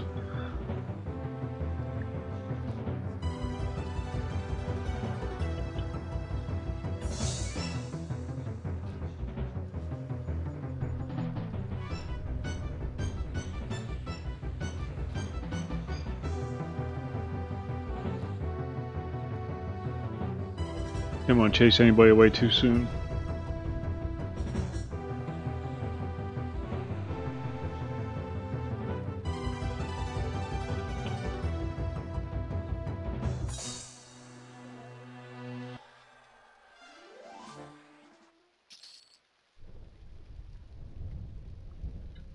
Tell you what, let me get a coffee, and we'll do just that. It's a story. It's a story, let me tell you. If you do go into healthcare, you know, make it better. I'll be right back.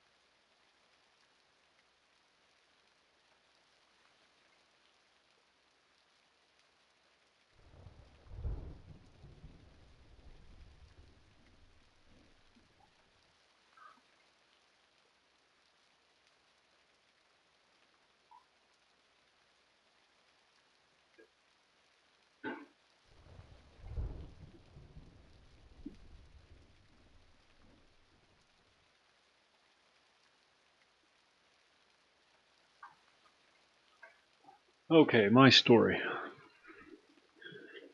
So the beast was goofing around, as 2-year-olds are wont to do. And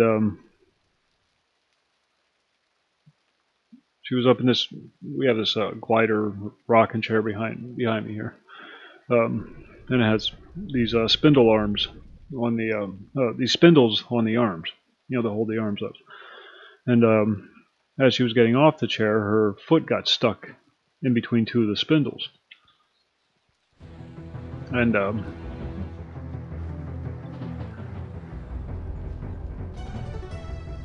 left her feeling very uncomfortable. Pulled a muscle or something like that, which is what I assumed had happened. So we let it ride. You know, pulled muscle is nothing the doctor can really do about that. But then today, her foot was starting to feel a little cold on that leg. So I figured, you know, maybe there's something broken. I don't know. I'm not a doctor. Or dislocated, possibly, hip, because the pain was in her hip. So we took her into the ER.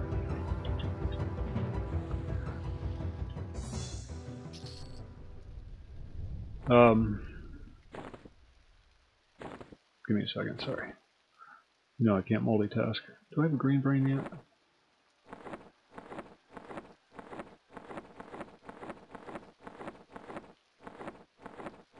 No, I did, but I don't anymore. Okay, so we get to the hospital. They get us in relatively quickly. I'm not going to complain about that. Why am I not moving? Oh, because there's a freaking person behind me. And, you know, I explained to the doctor what happened when he finally decides to grace us with his presence. And,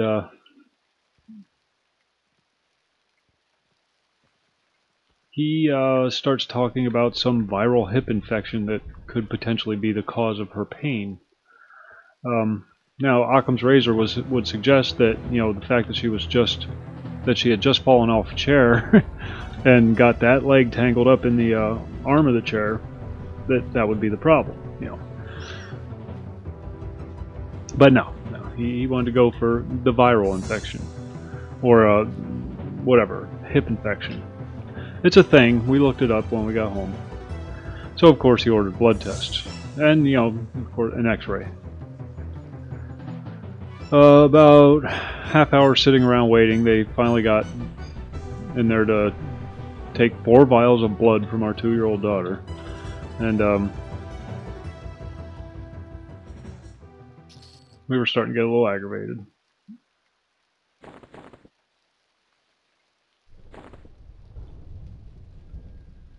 But whatever, you know, I understand these things take time. I'm a patient person. I'm forgiving. And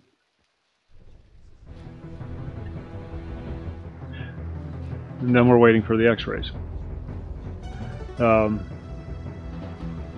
and a half of sitting in this room with a hungry, tired, cranky 2-year-old that does not like doctors. She had an eye exam earlier this week that just left her. Anybody in scrubs is just on her shit list right now. That's why I wasn't on last night, by the way, because the daughter had a rough night.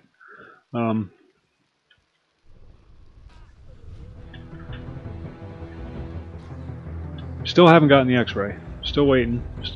And they were busy, you know, so fine. We're understanding. You know, they were busy, but we're also aggravated, tired. The child has had enough. And the doctor assured us that he doesn't think anything's broken or dislocated, because he did, you know, like a thorough exam. We had her stand on her feet, and she was able to stand on her feet. It was uncomfortable, but she was able to do it. So he was convinced that there was nothing broken or damaged or anything, just a sprain or a pull. So, you know, after an hour and a half, I asked the male nurse that was walking by, you know, if we could just schedule an X-ray through her pediatrician, since there doesn't seem to be anything critical. And I shit you not, he put his hand up like he was going to push me on the chest back into the room and said, "No, that's not the way we do it." And then he closed the curtain. Okay, that triggered me.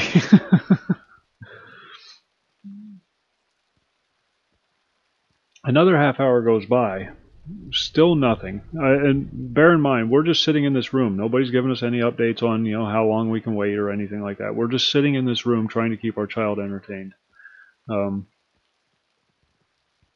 Waiting for somebody to let us know what is going on. Apparently that's something they don't do at hospitals anymore. And we finally decided we're done. We're not waiting anymore. We're done.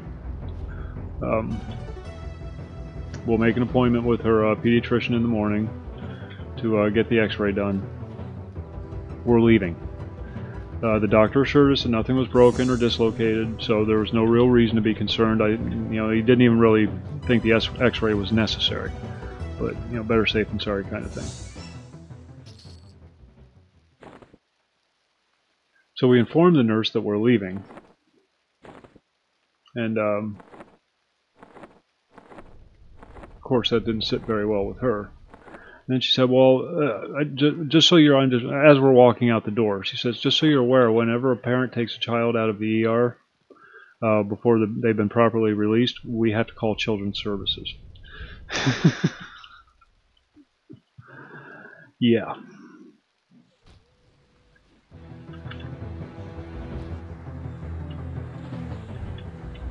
I hadn't had any real dealings with healthcare in around 20 years, and it baffles me how much it's changed. Yeah, yeah. Tell me about it.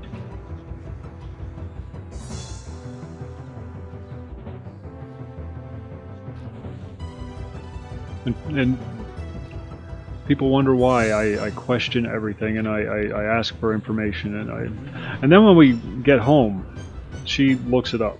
She looks up the thing that the doctor was talking about, the viral infection or the hip infection, whatever the hell, bacterial infection of some sort, if that's even what it is. You know what the treatment for it is? Rest and Motrin. And he was all ready to start throwing out the antibiotics. And this is from WebMD, and they like to pump the pills on WebMD too. So, but they suggest that the most common treatment for this ailment is rest and ibuprofen. It's something that just clears up naturally. It's no big deal. You're just uncomfortable for a few days. Keep her off her feet as much as possible. Thanks. Yeah. Sorry.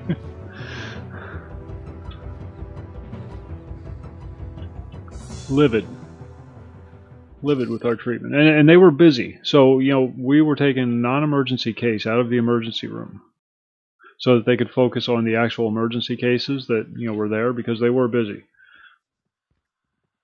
And now they're calling children's services on us because of this. I'm not concerned about that. It's irritating, but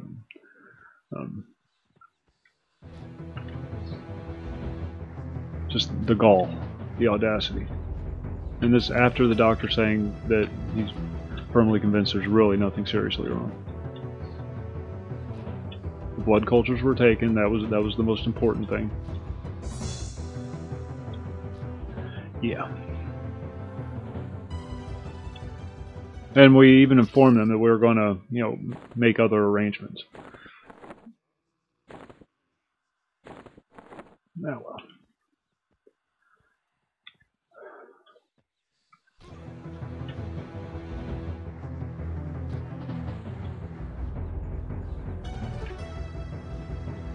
So if you do go into healthcare, if you do go into medicine, please do it better.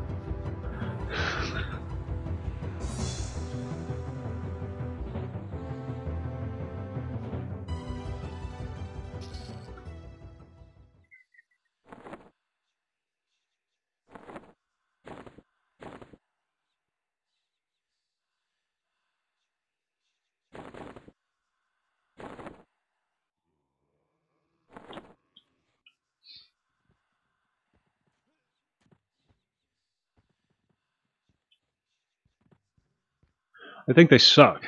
Honestly, I think they suck. I think it's the lowest form of healthcare you can get,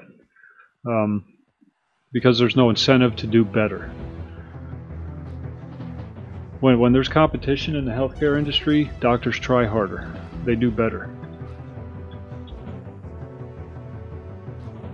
Yeah.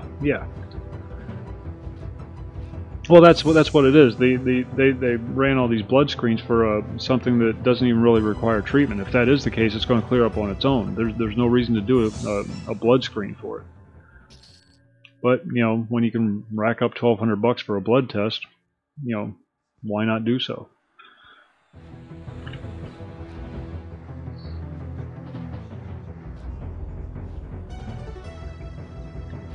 I mean, have you ever heard of a blood screen for a broken bone or a dislocated bone? It's just an odd treatment choice.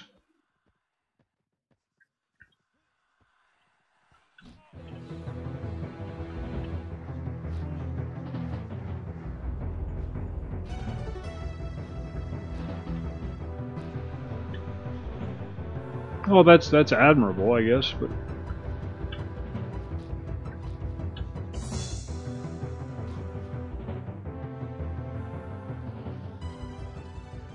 that ultimately saves the taxpayers money if they do stuff like that.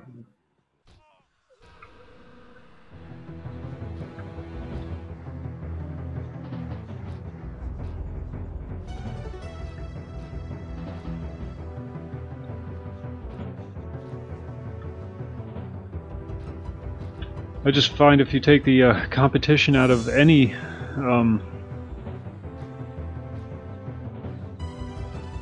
situation like that, then you take the incentive to do better out, to try harder, to provide better service, to provide better care, because it doesn't matter. There's no incentive to try harder.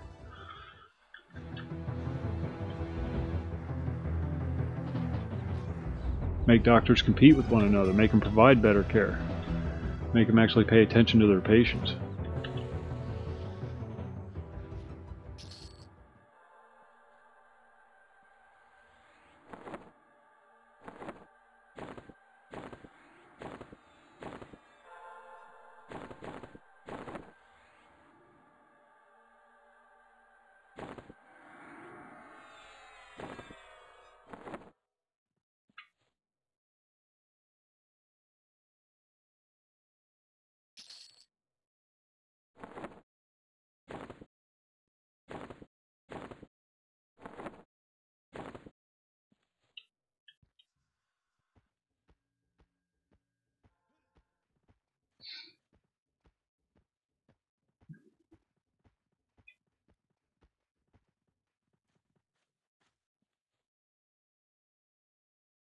And what's wrong with that? Why is that a bad thing? Why take the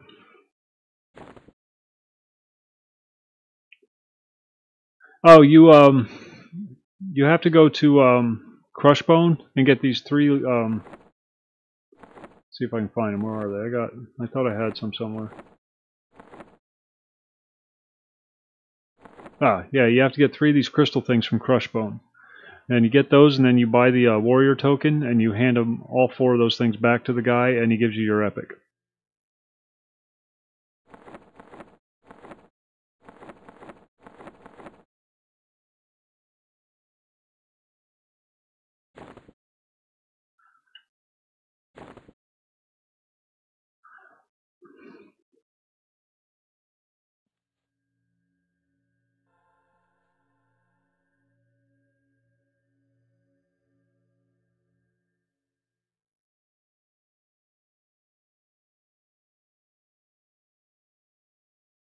What?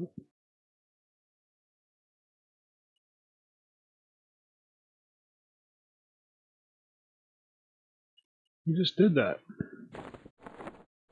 You can do that again? Well, yeah, that's okay, but that's okay. It's okay for people to die sometimes. If they make bad choices. If there's a problem and they don't consult their doctor, I'd rather have a system where people didn't feel like they had to, where they weren't. It's a choice thing, and the choices are being taken away. Like, we literally felt like we were being held hostage in the hospital. We were afraid to leave the hospital with our child, despite the fact that there was nothing wrong with her. Everything was fine. Because we weren't officially discharged yet, we were actually concerned about the legal ramifications of us leaving the hospital. That's not a system I want to live under.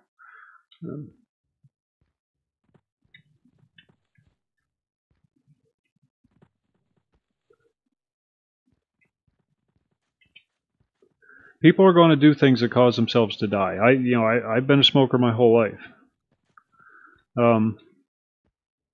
I'm aware of the risks of smoking. I know someday it could very well kill me from lung cancer and whatnot. I'm aware of that. It's a choice I made. You're not going to live forever. You're going to die of something. If it's not lung cancer, it's something else. I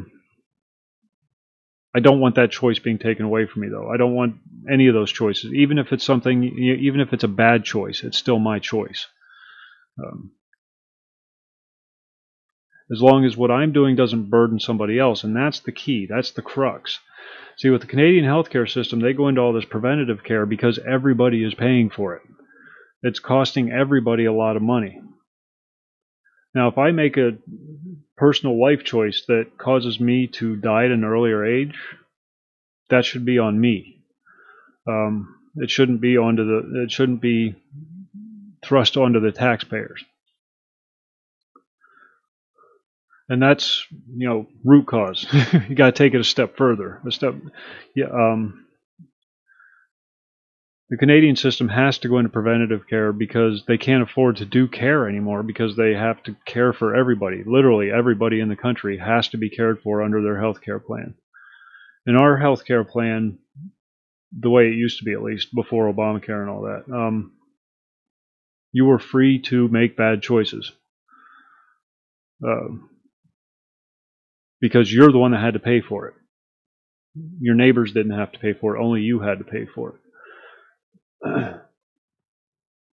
That's the way it's supposed to be here.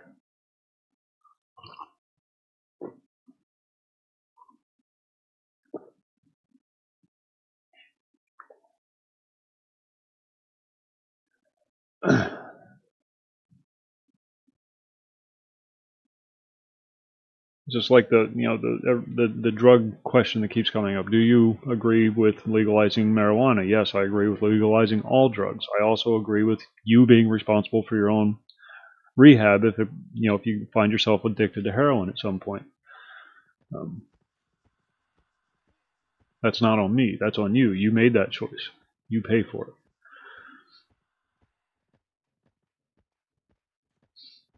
Now the same deal with healthcare. If you choose to live an unhealthy life, fine, but you have to pay for it.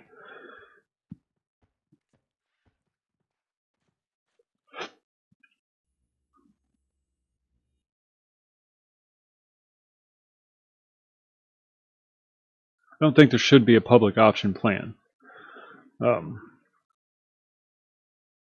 Because then you end up paying for other people's bad choices.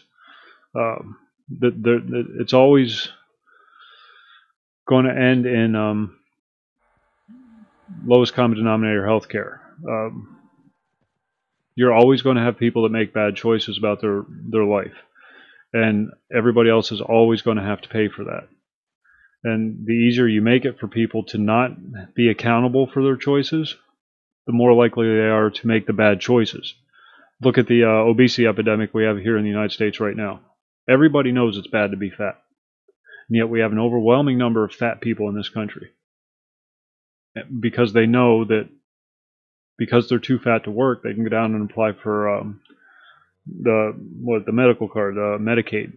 They can go down and apply for Medicaid, and they can then take the burden of their bad choices and put that on everybody else. And those numbers have done nothing but grow. Was it 70% of all Americans are now collecting some form of welfare? Most of that is medical care.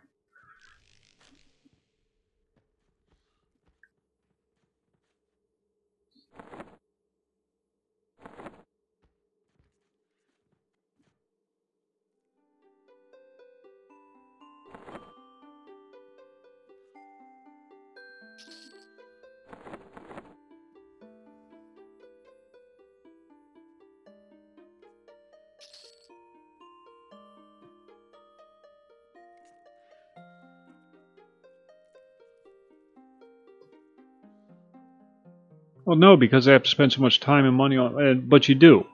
England has universal health care. England also has a huge obesity epidemic. They're almost as bad as we are. So you can't even really use that argument. Some countries don't. I'll grant you that. Like Sweden, for example. But that's just a cultural difference.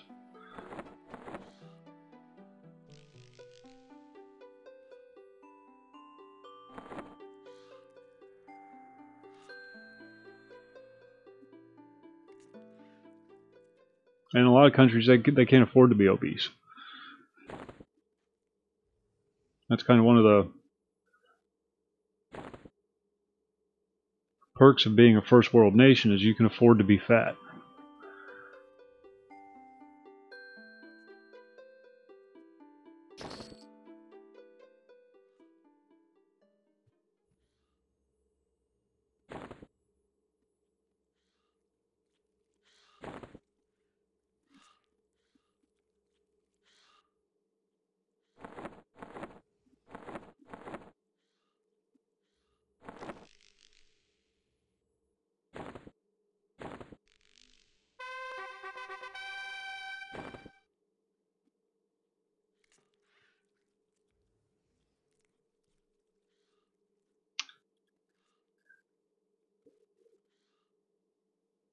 Well, that's probably a part of it, yeah.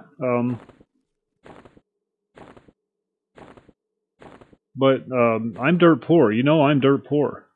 And I don't eat fast food. Um, it's a you have to choose to eat fast food. You have to choose to eat fast food while sitting on your ass in front of the TV. You know what I mean? It's more than just the food you eat. It's the life you live. Obesity isn't just diet. Obesity is life. You're lazy. You're complacent. You eat bad food. You make bad choices. Um,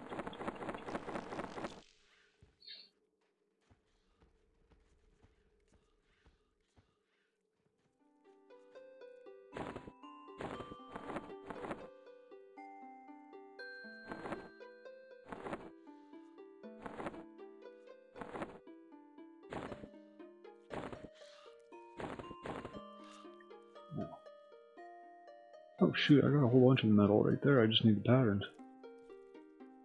Well, there's a leg pattern. Grab a chunk of that metal.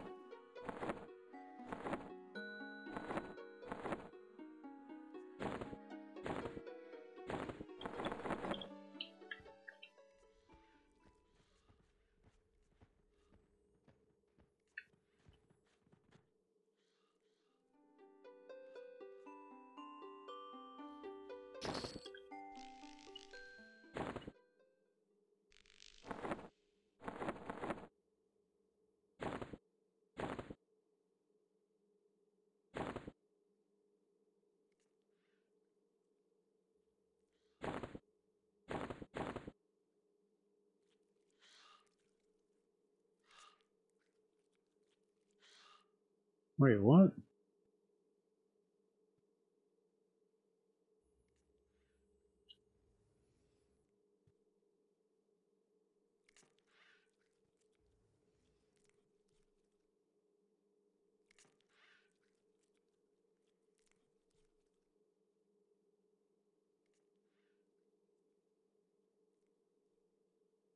Oh, requires 2. My bad.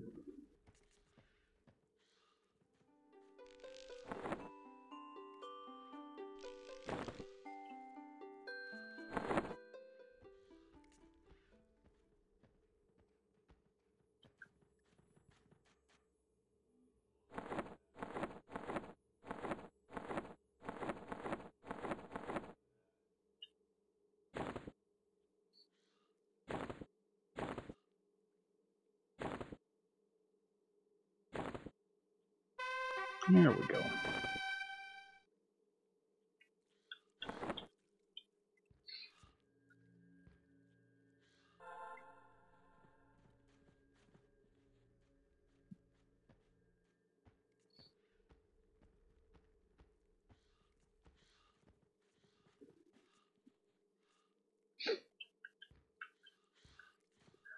The government option is never a good option.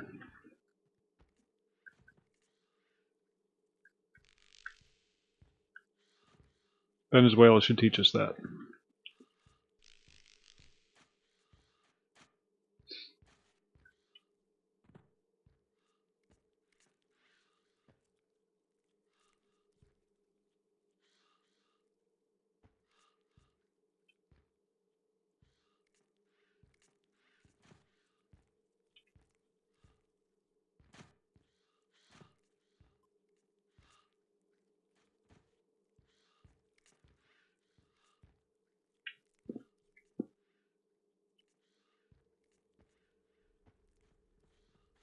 Oh, tiny little mushrooms. So cute. If I was Mario, I'd be jumping on all these things. Jump.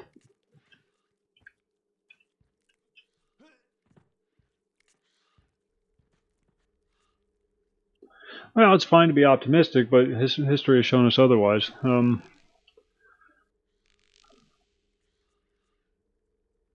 Anywhere where those plans are implemented, the quality of care goes down. And anywhere where you have a free market alternative, the quality of care goes up. Now, and costs go down. As long as it's true free market, not, you know, government controlled free market. Allow doctors to compete with one another for business. Allow insurance companies to compete with one another. Stop having insurance cover everything.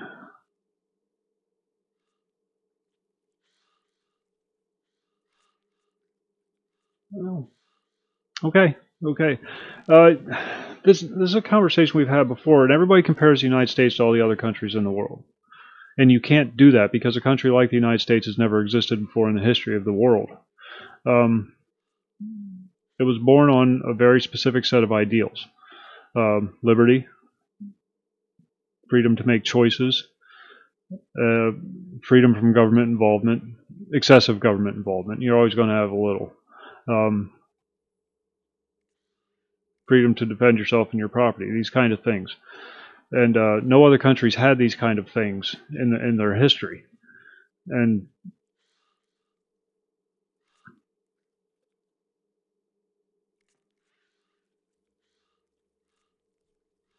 yeah.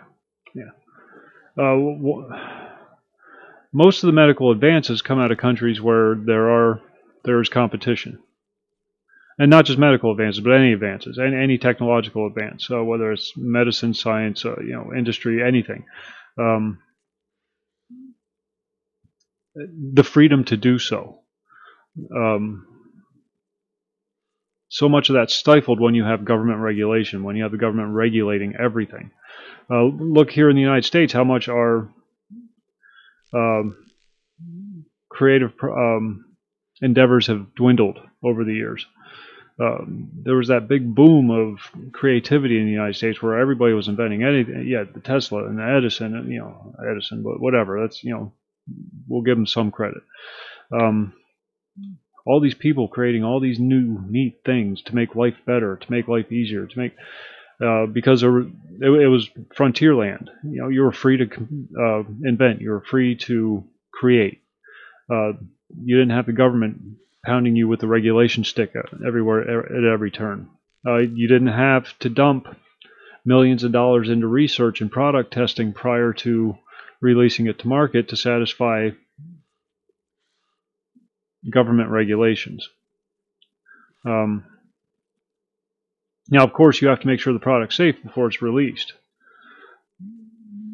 But the overwhelming amount of regulations put in place by the government, you have to cross so many T's and dot so many I's before you can even consider putting something on the market now that it's just not profitable anymore to do so.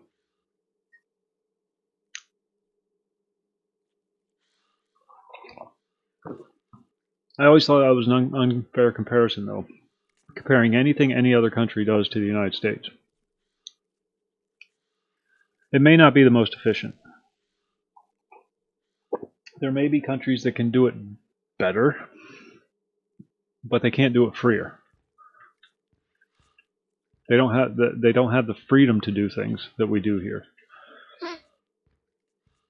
That we did here. You know, a lot of that's gone by the wayside.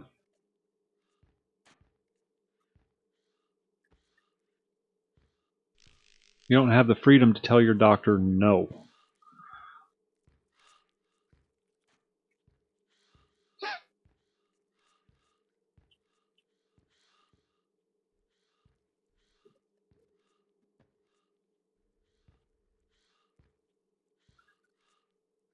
When you have a kid,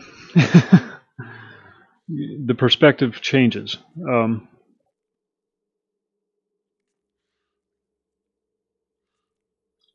I don't think there should be a problem with that as long as the drugs are safe to use. And that's the thing. Oh, even if they're not, though. If you want to take the chance on buying some, you know, third world country pharmaceuticals and they end up, you know, giving you hairy elbows or liver cancer or whatever.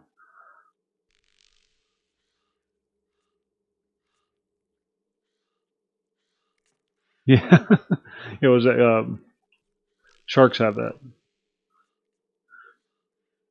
and snake. I think certain snakes do. A lot of reptiles have that nictitating membrane.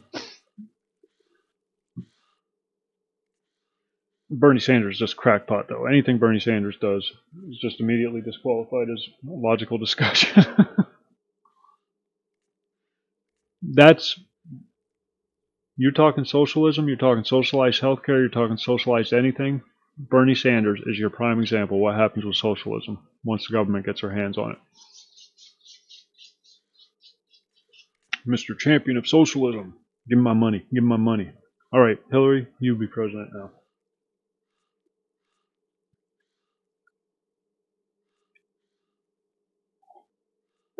Son and I were just talking about that the other day. Yesterday, I think it was. How everybody throws out these ideas of socialism. Well, A, nobody knows how to implement it. B, it's never worked before. The one factor that everybody leaves out of socialism, socialized anything, is the human factor. The most important factor in any one of these crazy socialist ideal dreams. They always leave out the human factor. Humans are greedy. Humans are nasty, selfish individuals.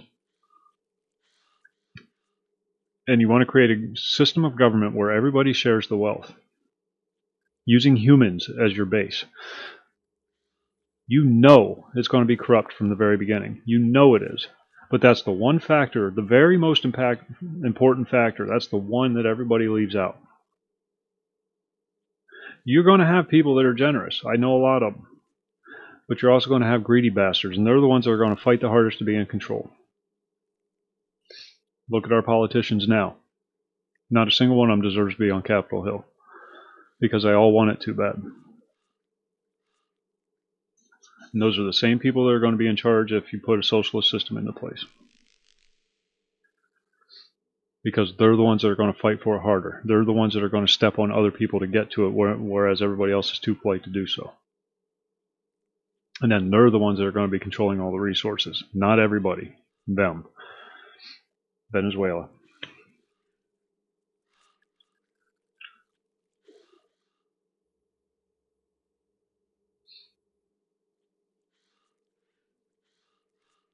You can't leave that human element out of these plans.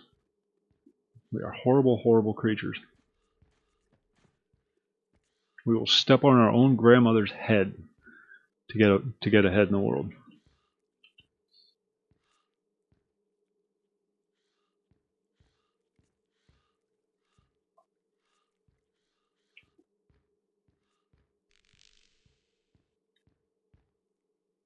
Now, what were we doing?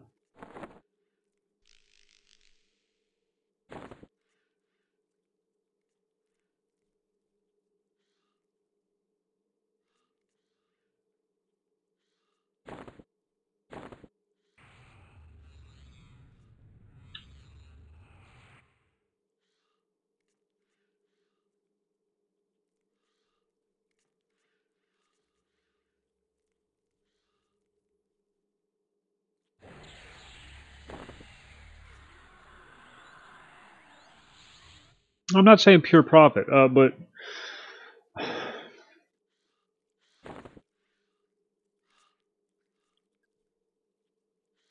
okay.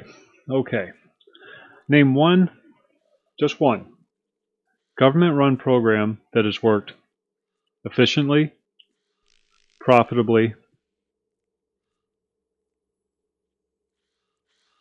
Why don't you have the option to shop around? There are 2 different hospitals in my hometown right here and 3 different medical centers. Why can't I have the option of shopping around?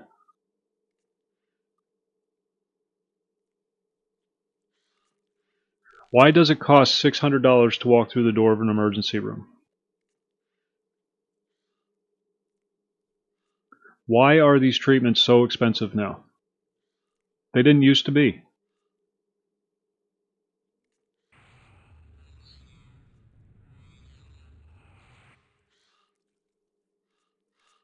You used to be able to pay the bulk of your medical care out of pocket. It used to be affordable. What happened? Here in the United States, and I'm old enough to remember this.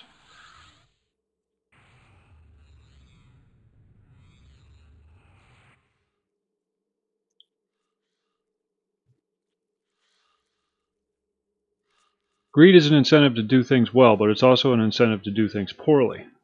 And if you give people access to free money, insurance, they're going to use it. They're going to abuse it. They're going to take full advantage of it.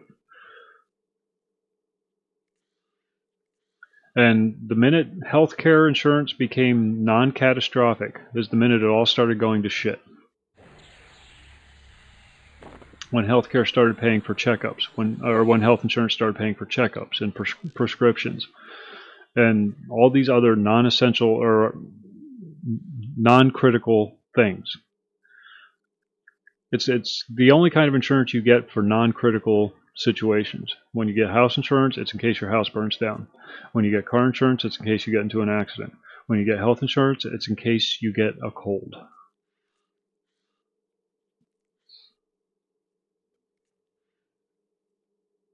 And guess what? When you give people access to this stuff, they use it, and they use it hard. When people have to pay for their health care, they take better care of themselves. You don't need preventative care. You don't need it because people do it automatically. They eat better, they live healthier, because they have to pay for it if they don't.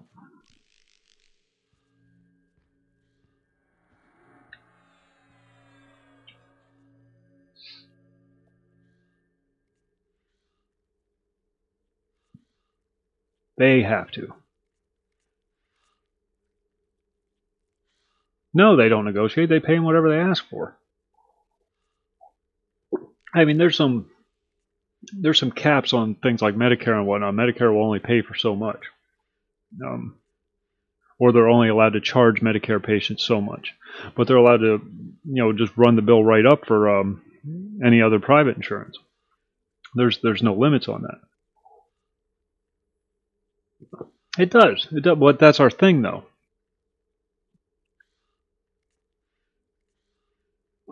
Because you can't demand the politicians do that because politicians don't understand the concept. That's the rub.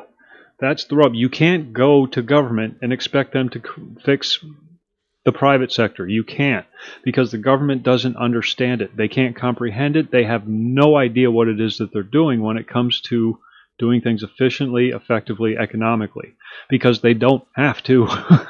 They don't have to earn money. They're just giving it freely. There's no incentive for the government to learn to do things economically.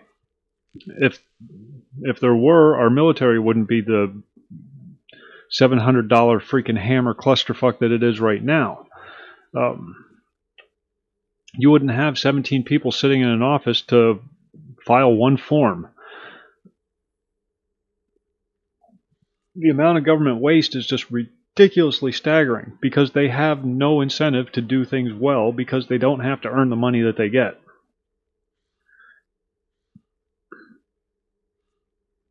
They take it by force. You have to give them the money. So you can't go to that same government that has no concept of doing things economically, doing things cheaply, doing things efficiently. You can't go to that same government that doesn't understand these concepts and expect them to pass that information on to private business because they have nothing to relate to. They'll just throw laws and stuff out there. You got to do it this way, you got to do it this way. Okay, but how are we going to do that efficiently, effectively, and economically? As a business, how are we going to do that? Well, that's your problem. You figure it out. There you go. It's never the answer. Government's always the last result. It should always be the last result, or the last course of action. When all else has been exhausted, then, and even then it's only a maybe, do you turn to government. They can't relate.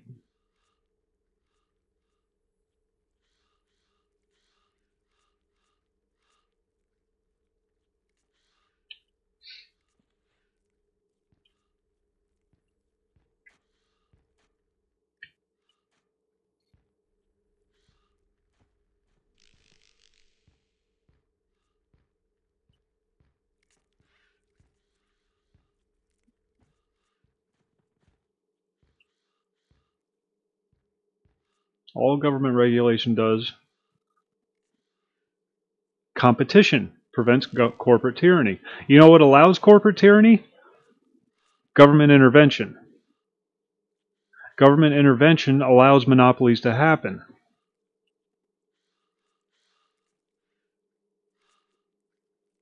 Government regulation prevents competition from forming because all the people that are in place have a lock.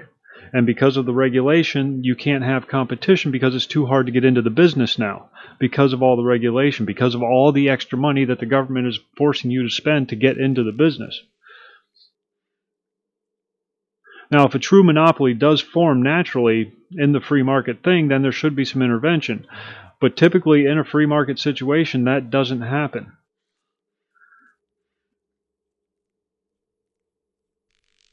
It's the government regulation that allows these things to happen. It's government regulation that is why you can only get your internet from one company in your town.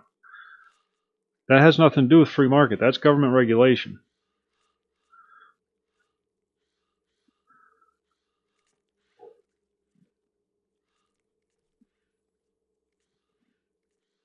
It's government regulation that allowed the telecommunications monopolies to form. And then they had to go in and break them all up. Break them all up. It's the same freaking company. They just went by different names.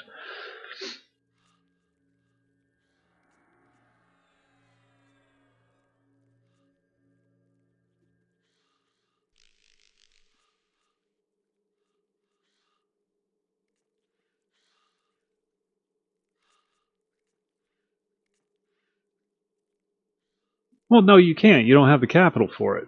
You'd have to raise the capital to start your own insurance company. It's not something you just go out and do. You don't just go out and open a bank. You need the capital to start it with. And to get that capital, you have to start somewhere else. You have to generate income, and then you have to have enough money to back the money that people are putting into your bank. But even then, you really don't. You just have to offer security for your people, the people's investments. You know, like for the banking example, for the banking thing, for example.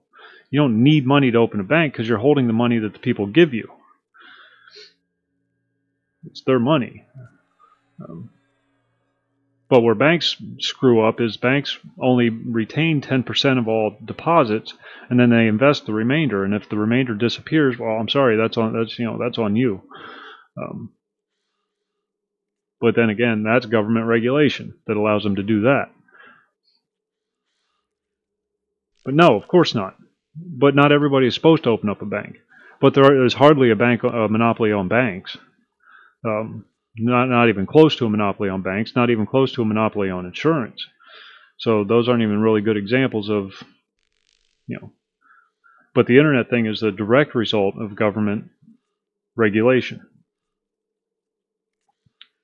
If the government really wanted to open that up, they would take all the infrastructure that's in place, seize it, make it the property of the government, and allow these individual companies to use it equally and freely. Since it's such an essential part of our world now, just like they did with the phone lines, or at least, supplement the construction of the infrastructure through tax dollars. I think most Americans could get behind something like that. Upgrade the infrastructure. But instead, we go the net neutrality route. Make this guy pay for it. Make this guy pay for it. Why? Why? The government paid for the initial phone lines in the first place.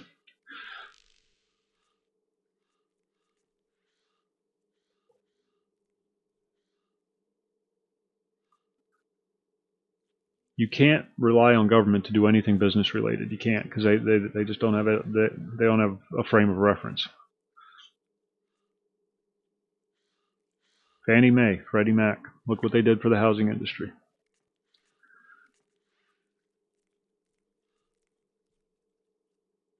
Look what they did to the telecommunications industry. Look what they did to the insurance industry. And that's all regulation.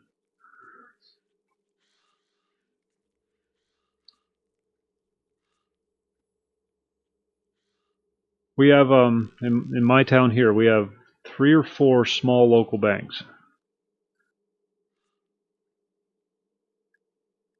And then we have, the national chains as well. Santander and whatnot. So smaller companies can form banks, but you have to have the capital in place to begin with. No, it didn't. No, it didn't. No, it did not. No, it did not. An overwhelming number of toxic assets. Now, of course he would. Of course he would.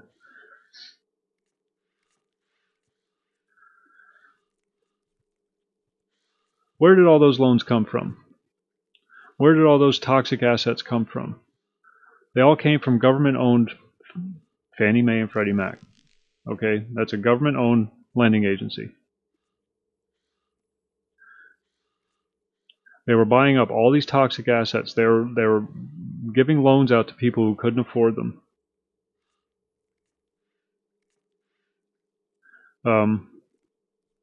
And then Fannie and Freddie were buying up all these toxic assets, and then bundling them and trying to sell them off. Of course, you're going to have a short on the market because there's no money back. These things aren't backed by anything. It's a bad lump of mortgages to begin with. Dead assets. Of course, you're going to have a crash. But you sell these things off cheap. People buy them up cheap, and then they think they got all this money. Now we got all these houses. Yeah, well, you can't sell them.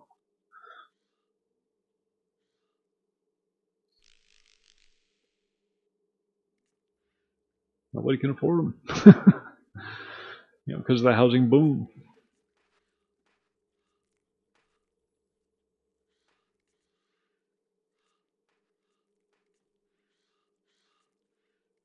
Everyone should print their own money.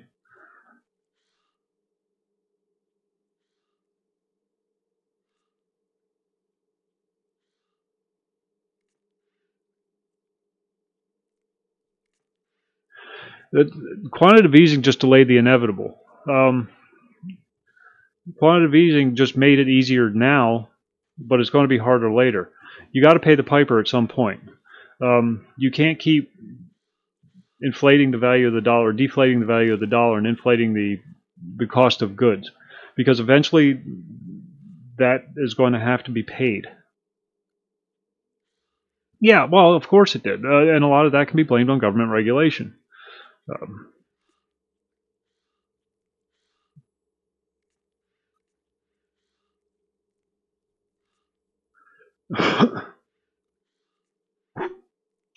Quantitative easing was a joke. It was.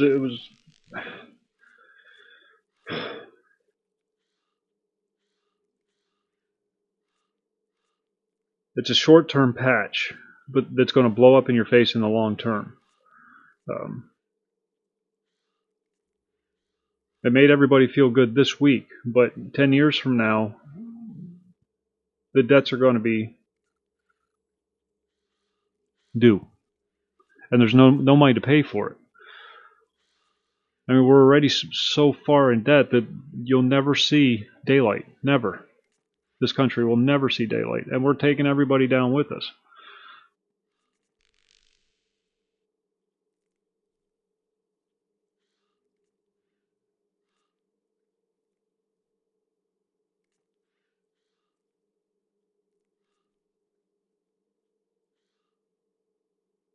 Any dependency or any faith we have in our current Federal Reserve fiat currency is a fool's errand.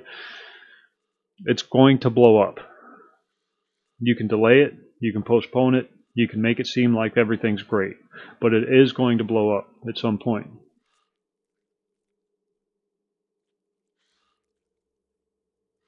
Oh, I know. The Fed it's 12 private banks that control our economy. No, I'm not saying every regulation is bad. I'm not saying that, Tom. But I'm saying you have to keep the government in check, because if you give the government power, they run with it. And instead of fixing things with a jeweler's pick, they go in there with a sledgehammer. And that's where you have to keep the government in control. Some regulation is good. No, you can't dump your shit in the river. That's bad.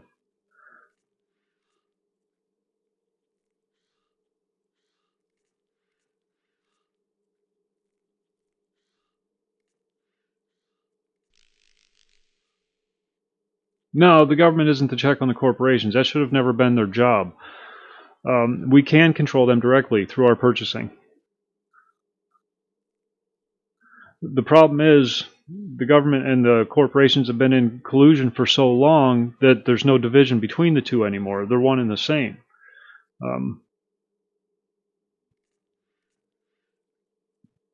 Which is our fault because we allowed it to happen. But you absolutely can directly control a corporation.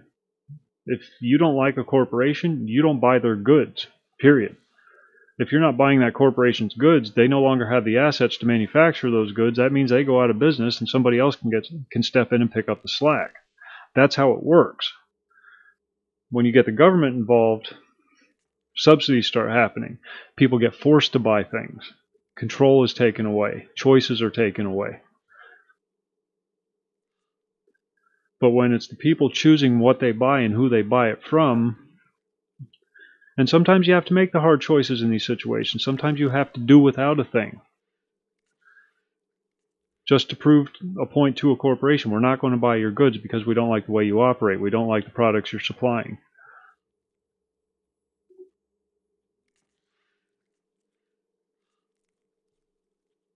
Well, that's fine, but then it's up to the consumers to be, hey, Blue, how's it going? But then it's up to the consumers to be informed. Ignorance is not an excuse. Information is available anywhere you go. At your fingertips right now, as you speak, is a wealth of information that you could dig up without trying very hard.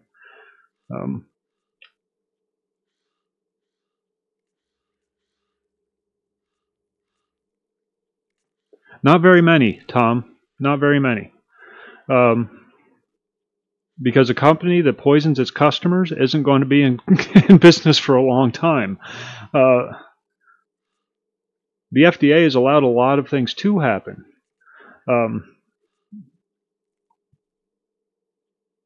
Look at let's go back to our healthcare, for example.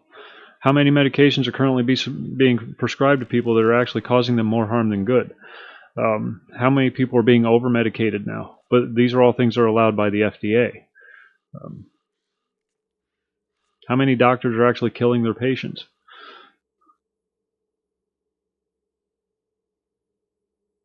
It wouldn't take too many, Tom. It really wouldn't. And okay, this is assuming that companies are naturally evil and they're trying to kill their customers. Okay, let's start with that. You want your customers to buy your goods. Your customers can't buy your goods if they're dead. If you make a product that's going to kill your customers, you're not going to have any customers. That's bad business. You're going to have some of that. I'm not disputing that. You're going to have some idiot who doesn't understand long-term gains. But for anybody that truly wants to have long-term gains, that wants their company to survive, they're going to make a good product that doesn't kill their customers. They're going to test their products independently to make sure that they're safe to use. Because you can't make money off of dead customers.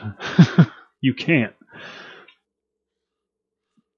And if your product does kill off your customers, then you have legal measures that can be taken. You can sue that company for providing a service that kills you. Because if they do something that they know kills you, they're committing murder. That's a crime.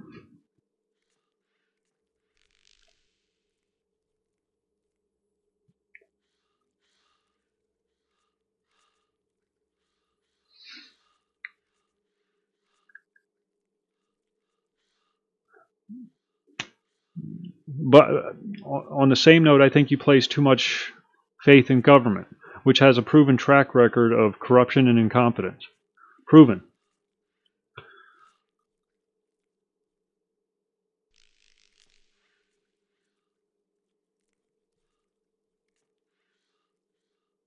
And I'm not necessarily even saying the FDA is corrupt. I'm just saying they don't have any basis of, again, it's a government organization. They don't have to answer to anybody. They have no oversight. They make the rules. Oh, I'm freezing. Government is the last thing you should put your faith in. The first thing you should put your faith in is your fellow citizen. Some basic common sense will tell you that no company is going to put out a product that's going to kill their customers. Not knowingly. Um, Now you're going to have the occasional idiot, the snake oil salesman. That's going to happen. That's unavoidable. They're not going to be in business for long, and they're probably going to end up in court. So all the money that they've earned is going to be lost. Freezing. Rules were already in place to prevent that kind of thing from happening. Yeah, you might lose a few. You might. That's part of life. You can't protect everybody. But it's just bad business to...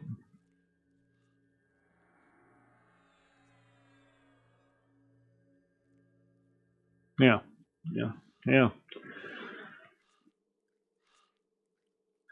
When you're dealing with a company, you have the choice whether or not to use their product. When you're dealing with the government, that choice is taken away.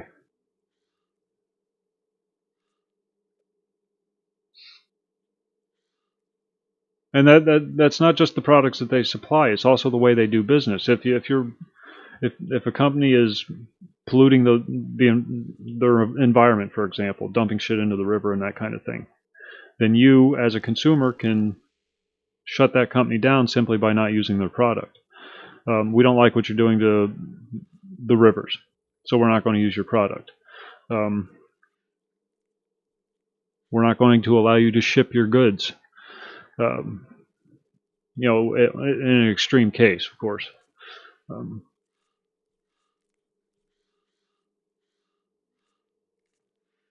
Well, that was a bit of an exaggeration. It could potentially explode. There's still a lot of Ford Pintos being driven around the world right now. None of them have exploded yet. But yeah, it was a bad design choice. It just didn't explode. It's very susceptible to puncture. And then if there's a open flame somewhere, boom, it's going up in flames. But yeah, it was a big joke when I was a kid. The Ford Pintos. You accidentally lightly back into a pigeon or something like that, and your car explodes.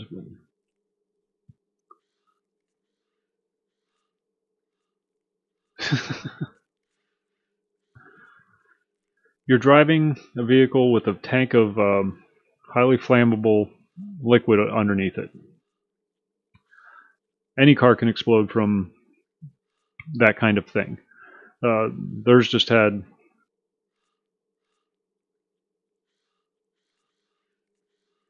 The Ford Pintos didn't just explode, though. See, that's an exaggeration. It's a gross exaggeration.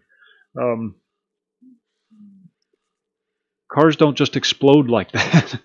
Even if you get rear-ended in a Ford Pinto and gasoline goes spraying everywhere, it's not going to explode without an ignition source.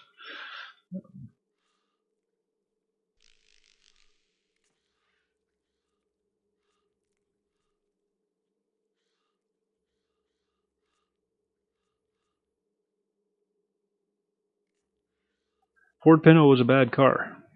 People didn't buy it. There's a reason why they stopped making them. Volkswagen Beetles are great cars. There's a reason why they're still in production. The original ones, not these faggy new ones. And what about the innocent bystanders that have no choice when they're walking down the sidewalk and somebody just runs into them with their car that doesn't explode? There's no warning label on the car. Caution, may run over you when you're walking down the street. That happens to people every day. No warning labels for that.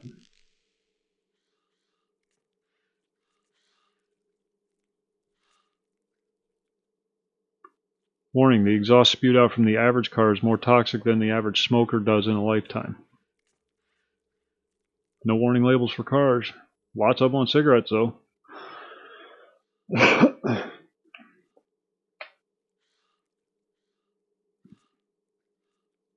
Government regulation.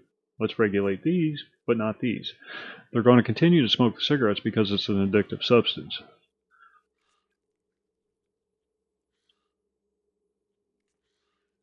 Yeah, they could be. They could be, Tom. But that's their choice.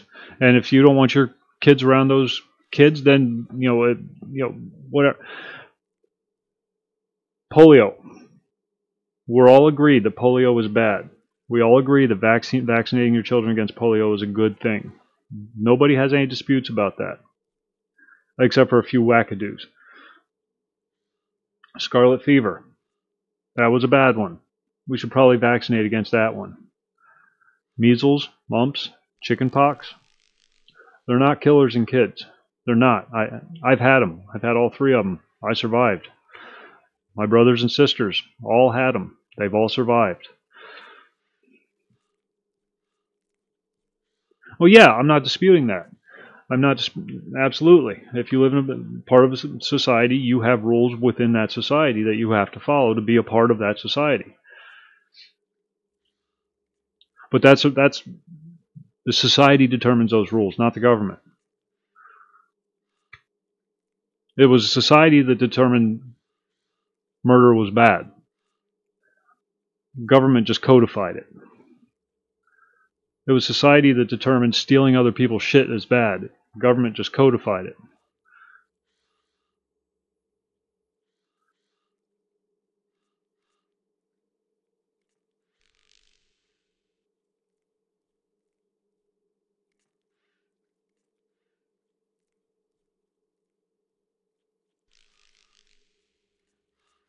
Society is really good at figuring out what's good and bad for it.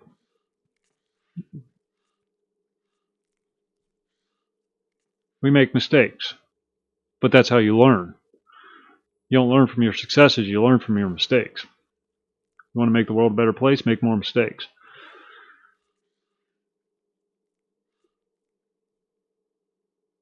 Oh, you know what the justification for preventing exploding cars from being sold? A couple people die in exploding cars and then everybody else stops buying them.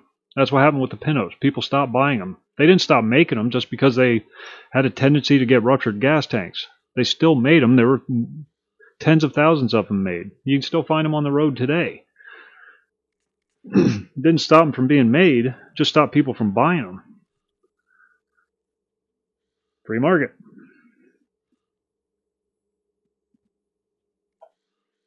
I'll be right back. I need a drink.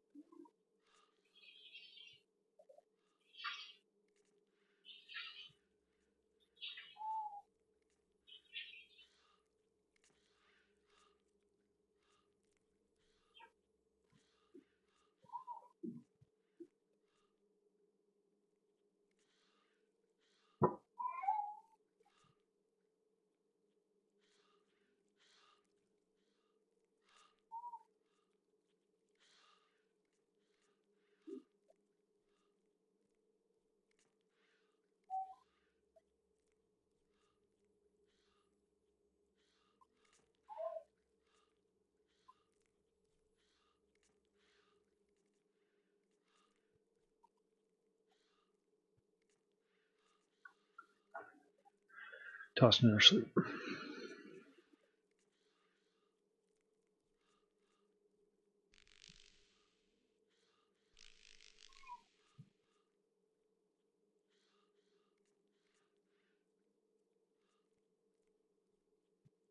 Okay, Tom. As long as there's no hard feelings.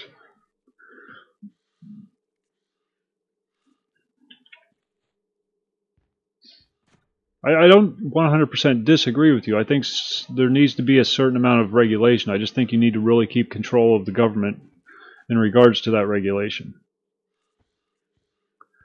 The government's there for a reason, because a lot of people can't make good choices on their own.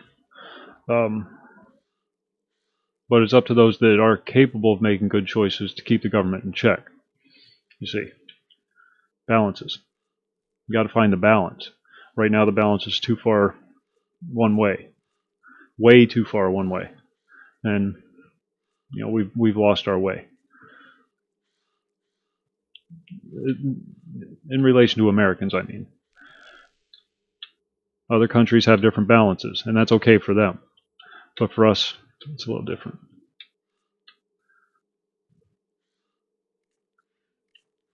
Liberty should always be the focus, not regulation. I gotta go check on the beast. I'm sorry. She's up there whimpering. I'll be right back.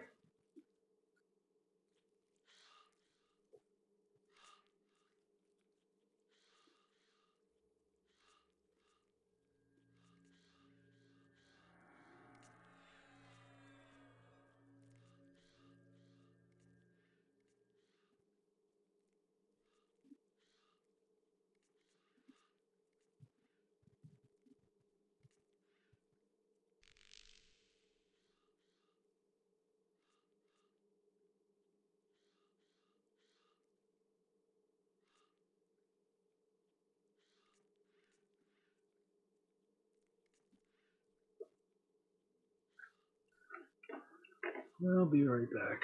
Got a messy diaper to clean up.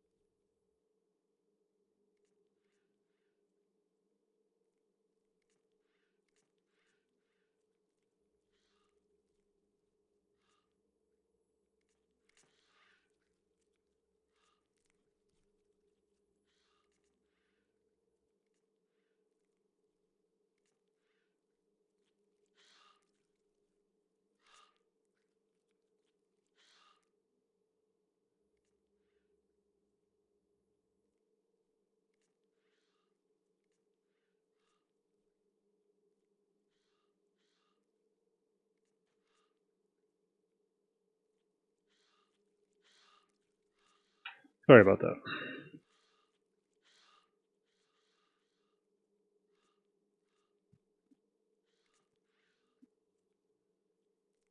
Our very first president to violate the Constitution was George Washington.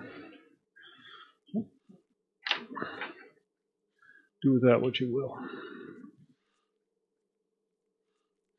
Oh, speaking of which,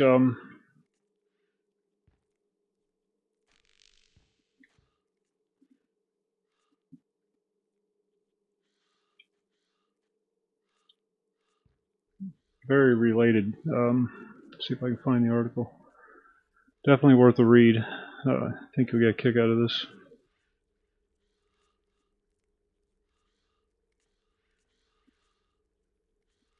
If I can find it. Hold on a second.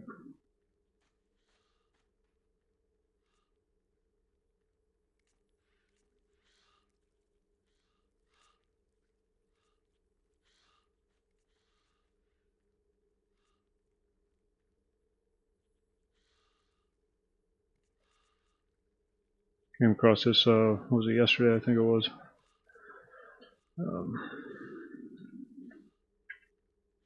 On a related note. It's a bit long, but definitely worth the read.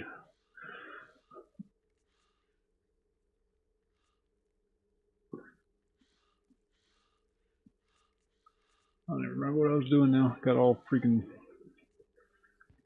Yeah.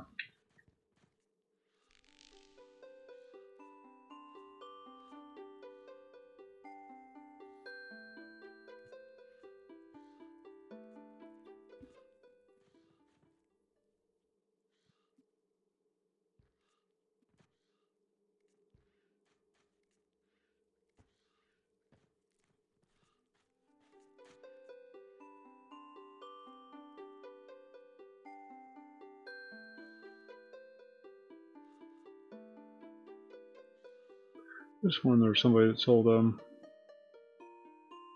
secondary goods. Maybe that's the stuff you have to pick up as you're adventuring. Well, yeah, the article addresses a topic, how the United States is just continually pushing and pushing and pushing for war. War in the Middle East, war against countries that are allied with Russia, which is going to force the conflict with Russia at some point. I'm not saying it's going to turn nuclear, but you know, is it really a good idea to go to war with another nuclear superpower? Because one side's eventually going to lose, and we've seen what happens when people get desperate in war.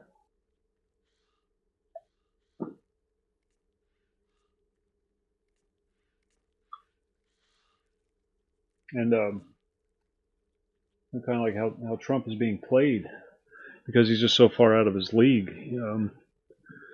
He's not used to dealing with politicians. He's used to dealing with businessmen. And politicians adhere to a completely different... In business, you have rules. Those rules may be corrupt. Those rules may involve payouts and whatnot. But there are rules to that thing. Whereas with politics, there are no rules. Do whatever the hell you want to do, because there's no accountability. And he's found himself thrust into this world of no accountability. People that have been doing it for years, and he's the new kid on the block, and way out of his element. I keep hoping he's smarter than that.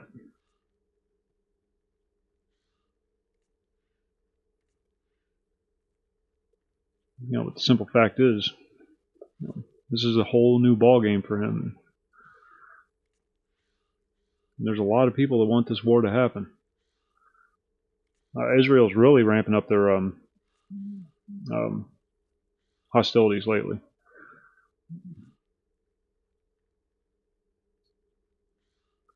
They want to go after Iran and Syria in the worst possible way. They're to the point where they're just making excuses, and then when you get Syria involved, and to a lesser extent Iran, that means Russia. It's like, why don't we attack North Korea? Well, because of China. Well, it's the same deal with Syria and Russia, very close allies. but they keep pushing for it and pushing for it. And eventually, Syria's going to start shooting back. And Israel's not going to like it, and then we're going to have to come to Israel's defense, despite the fact that they're the ones flying around bombing everybody.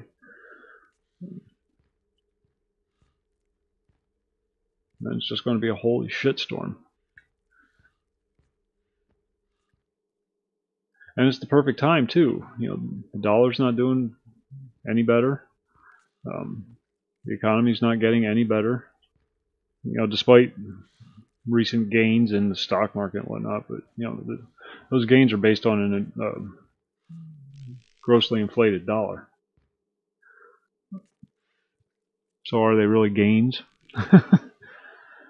Or is it just that the dollar's worth so much less now that it takes so many more to buy the same amount of stocks?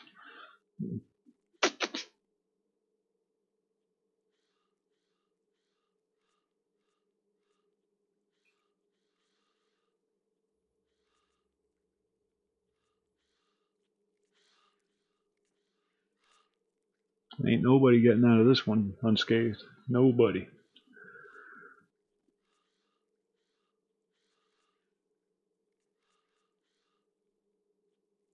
I don't know what that means. Dispersing. I have no idea what that means. I don't pay attention to the details of economy or economics, especially with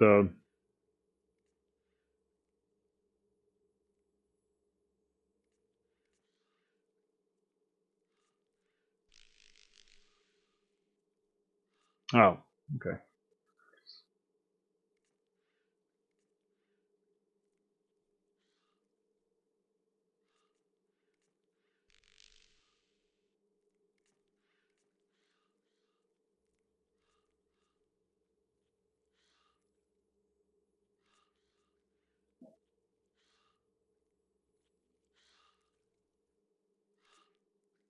Huh.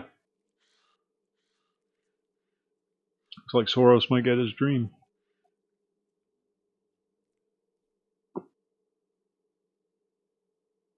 Complete destabilization of the Western world. And he'll laugh all the way to the bank. Do it to ourselves.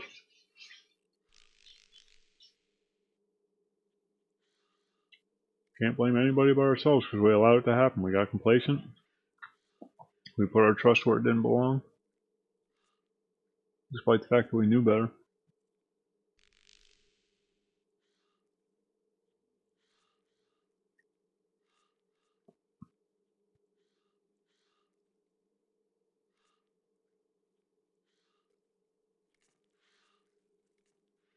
Yeah, it's empty trillions though. And that's the thing. It's prop. It's prop. Yeah, but it's again,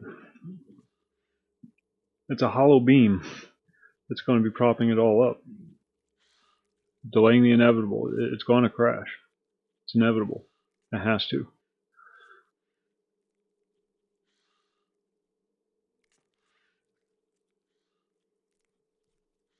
We owe more than we make.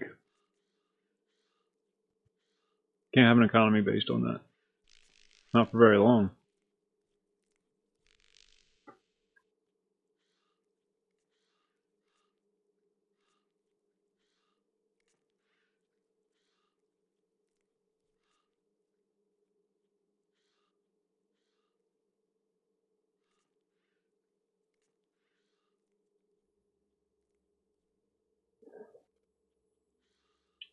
I see all these things that people talk about, you know, with the stock market, and you know, people, the prices increasing, and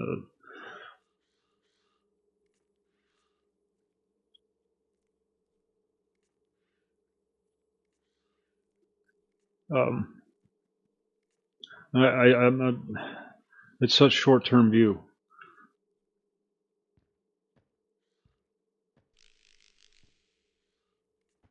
It's such a short-term. It's an immediate view. It's not a long-term. You know, like my daughter's retirement long term. My, you know.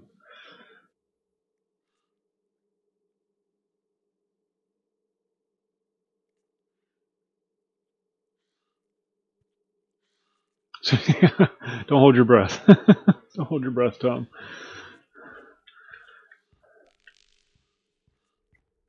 2010 was the predicted crash. Trump may have postponed that by 6 months or so, but that's when most economists predicted it was going to come tumbling down by the end of the decade. So yeah, I'm going to go too. 2:30 my time. I'm tired. It's been a long day, brutal day. Sorry we didn't play more, but who cares? Who cares about the games when you have conversations? So you folks have a great evening. Thanks for the conversation, and I will be back on again tomorrow, life permitting. See ya.